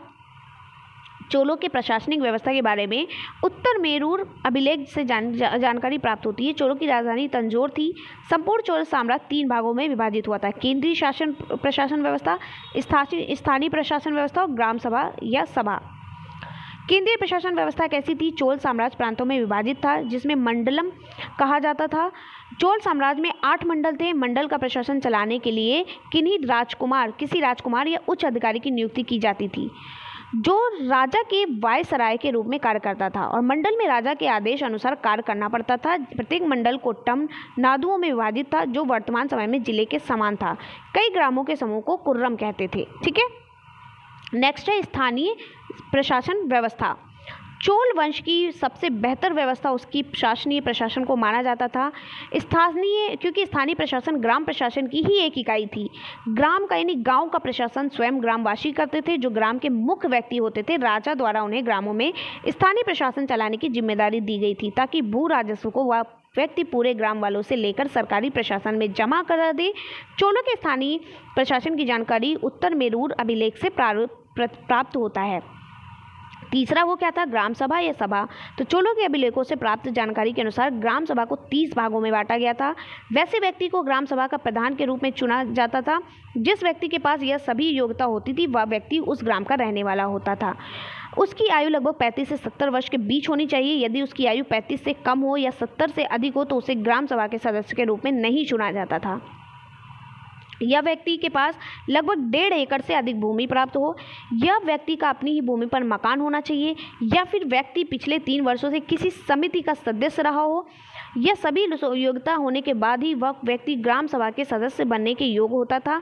ग्राम सभा के सदस्य का चयन इस प्रकार से किया जाता था कि जैसे कि सभी पदों के लिए 30 पर्चों को एक घड़े में रखा जाता था, और एक बालक उस पर्चों को निकलवा लिया जाता, यानी एक बालक से उस पर्चे को निकलवा लिया जाता था। तो जो पर्चा जिसके नाम पर निकल जाता था, उस पर्चे में जो पद लिखा हुआ होता था, उसके अनुसार ही उसे उस पद के सदस्य बना लिया जाता था, ठीक है। और इस सदस्यों को कार्य 1 वर्षों के लिए होता था, और इन सदस्यों में 12 स्थायी सदस्य, 12 समिति सदस्य और 6 तालाब समिति सदस्य को चुना जाता था। इन सभी सदस्य का अलग अलग कार्य होता था, जो उन्हें कराना पड़ता था, जैसे कि ग्रामवासियों पर कर यानी टैक्स लगाना या वसूलना, तालाबों से प्राप्त राजस्व को लेना और व्यापारियों से राजस्व लेना इत्यादि। अब जो सैन्य संगठन था, फिर आर्थिक स्रोत था, फिर न्याय व्यवस्था थी, ये सभी आप लोग पढ़ लीजिएगा, ठीक है। चलिए नेक्स्ट आपका क्वेश्चन है, लास्ट क्वेश्चन है, अशोक का जीवन परिचय देते हुए उसकी उपलब्धियों पर प्रकाश डालिए। अब आप सोच रहे होंगे ये मुझे अगर आपको कहानी की तरह पढ़ाना है तो इससे अच्छा आप खुद पढ़ लीजिएगा ना, क्या ज़रूरत है पढ़ाने की, क्योंकि ये आपको इसमें क्या समझाऊँ, सीधा सीधा एकदम आसान भाषा में मैंने लिख ही दिया है। नेक्स्ट है अशोक का जीवन परिचय देते हुए उसकी उपलब्धियाँ बताइए। तो अशोक का जीवन परिचय क्या था? तो चक्रवर्ती सम्राट अशोक 304 ईसा पूर्व वर्तमान बिहार के पाटलिपुत्र में हुआ था। इसका जन्म सम्राट बिंदुसार के पुत्र और मौर्य वंश के तीसरे राजा के रूप में ये जाने गए थे। चंद्रगुप्त मौर्य की तरह ही उनका पोता भी काफ़ी शक्तिशाली था। पाटलिपुत्र नामक स्थान पर जन्म लेने के बाद उन्होंने अपने राज्य को पूरे अखंड भारतवर्ष में फैलाया और पूरे भारत का एक छठ राज किया। सम्राट अशोक का परिवार यानी उनके परिवार में कौन कौन लोग थे? तो सम्राट अशोक चंद्रगुप्त मौर्य का वंशज था, यानी उन्हीं के वंश का था। सम्राट अशोक का एक पुत्र था बिंदुसार, और सम्राट उसी बिंदुसार का बेटा था, यानी अशोक जो था वो उसी बिंदुसार का बेटा था। यानी चंद्रगुप्त मौर्य का बेटा कौन था? बिंदुसार था, और बिंदुसार जो था वो उसी बिंदुसार और जो अशोक जो था बिंदुसार का बेटा था, जो कि मौर्य वंश का तीसरा राजा और एक महान शासक था। सम्राट अशोक की माता का नाम सुभद्रांगी था, ठीक है। सम्राट अशोक की पत्नी, इनकी 4 पत्नियां थी, देवी, कारुवाकी, पद्मावती और त्रिशर्चिता थे, ठीक है। सम्राट अशोक के पुत्र कितने थे? 4 थे, महेंद्र, संघमित्रा और तीवल और कनाल, ठीक है, और एक पुत्री थी चारुमती। सम्राट अशोक की शिक्षा के